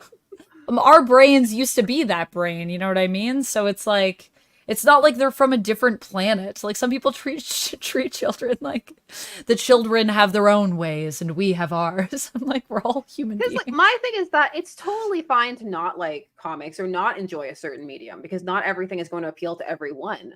But my Mhm. thing is just that the answer isn't then to look down upon it or just because it's not for you means it's silly or invalid. You know, it's just different. We all like different things. Yeah. This is a good point. Yeah, Mystic Digital says 100% exactly. Children deserve quality too, and so many stories aimed at kids have jokes or themes or subtext that the adults can enjoy. I mean, the amount of things that I got into as a child in terms of books that I read and shows that I Hmm. watched, like a lot of them had more complex themes. And maybe I didn't fully comprehend all of it, but I know when I was younger, I also really didn't like when people talked down to me because they thought I wasn't like smart enough because I didn't know things yet. And sure, there was a Hmm. lot you don't know because you haven't lived your life. But But there's no need for the condescension. Children know when they're being no. condescended to.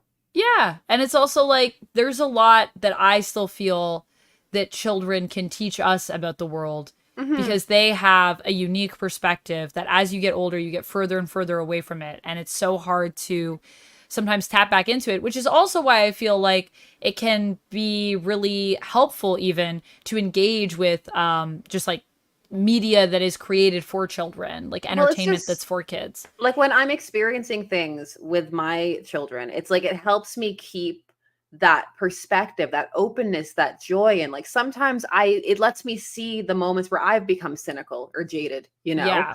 just Yeah. in seeing the different reaction that they're having to something or just hearing them describe something can bring me joy. Like I told her, my eldest daughter, that we were doing the Deadpool thing tonight. Hmm. And she saw the Deadpool Samurai and she was like, "Is he a hero? That's not right." And I was like, "Why is it not right?" And she was like, "Because he's a silly villain who talks too much." And it was just like the cutest thing ever. An accurate I analysis was of like, Deadpool. That's Yeah, true. He's that's a true. silly villain who talks too much. I mean, but that's what I mean. Like, there's a different perspective that allows, I think, kids to see things in a clearer way sometimes, and it's just like there's no BS a lot of the times, No. and there's also just a hopefulness, and you know, some people might say that it's younger people being naive, but I truly think it's just like a way that you look at the world. And if you can recapture that every now and then for a moment, I think it's better for the planet. Like I don't have kids. So for me, my way of doing that is either I'm hanging out with, you know, my friends' kids, or, you know, people in my family that have kids and getting to sort of see through like entertaining kids because I love playing games. So I Hmm. personally have always been like the fun aunt vibe where it's like, oh, Amanda's gonna play games. And then to the point that I don't even want to hang out with adults. I'll just play games with the kids because kids love playing and I love playing. But it's that also it's like the only other way that I have it when I'm on my own is to really like engage with other things that kids engage with so I can kind of see like what is the perspective and like just show me something nice for a second. Like just remind me that the world could be okay. It's like for me, why I love engaging with like the stories and going back and looking at like all levels of like media, especially in comics, is like I love that feeling of the possibilities and just remembering that feeling. And like I'm like, I never want to lose that feeling of just the Yeah, excitement of a story and a world and getting lost in it. And I'm like, I neither never do want to lose I. that. I don't want to lose the options. I think it's good to sometimes be cynical, and that's fair considering everything you live through daily. But I think it's also really important to like just keep your mind open to the world around you and to everything I'm that just exists. like, So much I'm like, possibility. I don't ever want to let that cynicism or anything overtake me. You know, I'm like, Yeah, no, not it's fully. fine for it Like, to be there. It's not, yeah, and it's like some of it's good sometimes, but some of not too it's much. smart. Some of it's us being like, you know Yes, what this some of is it's because you've lived it. experience. Yes. But then some of it is just like closing yourself off to everything and like building these walls around yourself that are just not helpful. I mean, that's the beauty of story, right? As well. Like you Mhm. said, it is. It really is this idea of opening yourself up to different worlds and different perspectives and different places and things that you would like never get to see in real life. And it allows us to explore themes and ideas in a safe and fun way. Mhm. And it's, I mean, it's after midnight. We should probably go to bed. This feels like a Oh, yeah. really good note, though, to end this stream on. It feels very optimistic. Oh, it feels Oh, very optimistic. we always go so late. We do. We get talking about things and comics and existential things and reality and I don't know and like basically having a conversation about like YA books versus adult comic books and are comics all for I mean also it's really weird for someone to say that like oh comics isn't that for kids. I'd be like I there's some comics you should definitely not give to children. Don't. Yeah, it's like oh, it's a cartoon, so it's fine. The things I saw because of that. Don't. But the chat is telling us that we should go to bed, and they're right. Yeah, we should go to bed. Well, thank you so much for joining me. This was so much fun. Um, I'm so glad that we were able to finish this. And yes, speaking of stories that open up possibilities, go check out Deadpool Samurai. You can Yes, find it. experience it for yourself because there are lots of little fun things we didn't talk about. Lots of little So fun things. I got my copies at Indigo here, but you can also get them, or I got one at Indigo, and I think I got two online on Amazon. So you can get them online. yeah, There's they're also pretty easy to find, and there's digital ones too if you want to subject yourself to the Kindle experience. if you want the Kindle experience, it's there for you. And I will say, I just got volume 2 today for $8 Canadian on Kindle, which is a pretty good deal, I think. Mhm. It's a lot of it's a lot of comic. It's a lot of manga. All right. Well, thank you so much for joining us. Sasha, do you want to plug anything that's coming up? Anything cool people should keep their eyes peeled for? Oh, well, I'm probably going to do the Plastic Man horror comic. So if you're interested in that, that's going to be coming out soon. We're going to talk about Cronenberg and all kinds of fun stuff. So I love that. That sounds super awesome. I will be keeping my eyes peeled for that, and I can't wait to talk with you again. Stay tuned, everyone. If there are more collabs, we'll let you know. And yes, I will be back here tomorrow morning to play Star Wars Outlaws at, I said 10 a.m. that seems very close now. We'll see how that goes. Stay tuned, but I will try to be back on tomorrow to play some Star Wars Outlaws again with you guys because we only played a little bit today. So, yeah. And I just dropped a Minecraft reaction right before the stream. So if you guys haven't checked that out, I reacted to the Minecraft movie trailer, and it was something. I'll talk to you guys later, and have a good night, everybody. Bye. Bye. Stay nerdy, guys. Bye.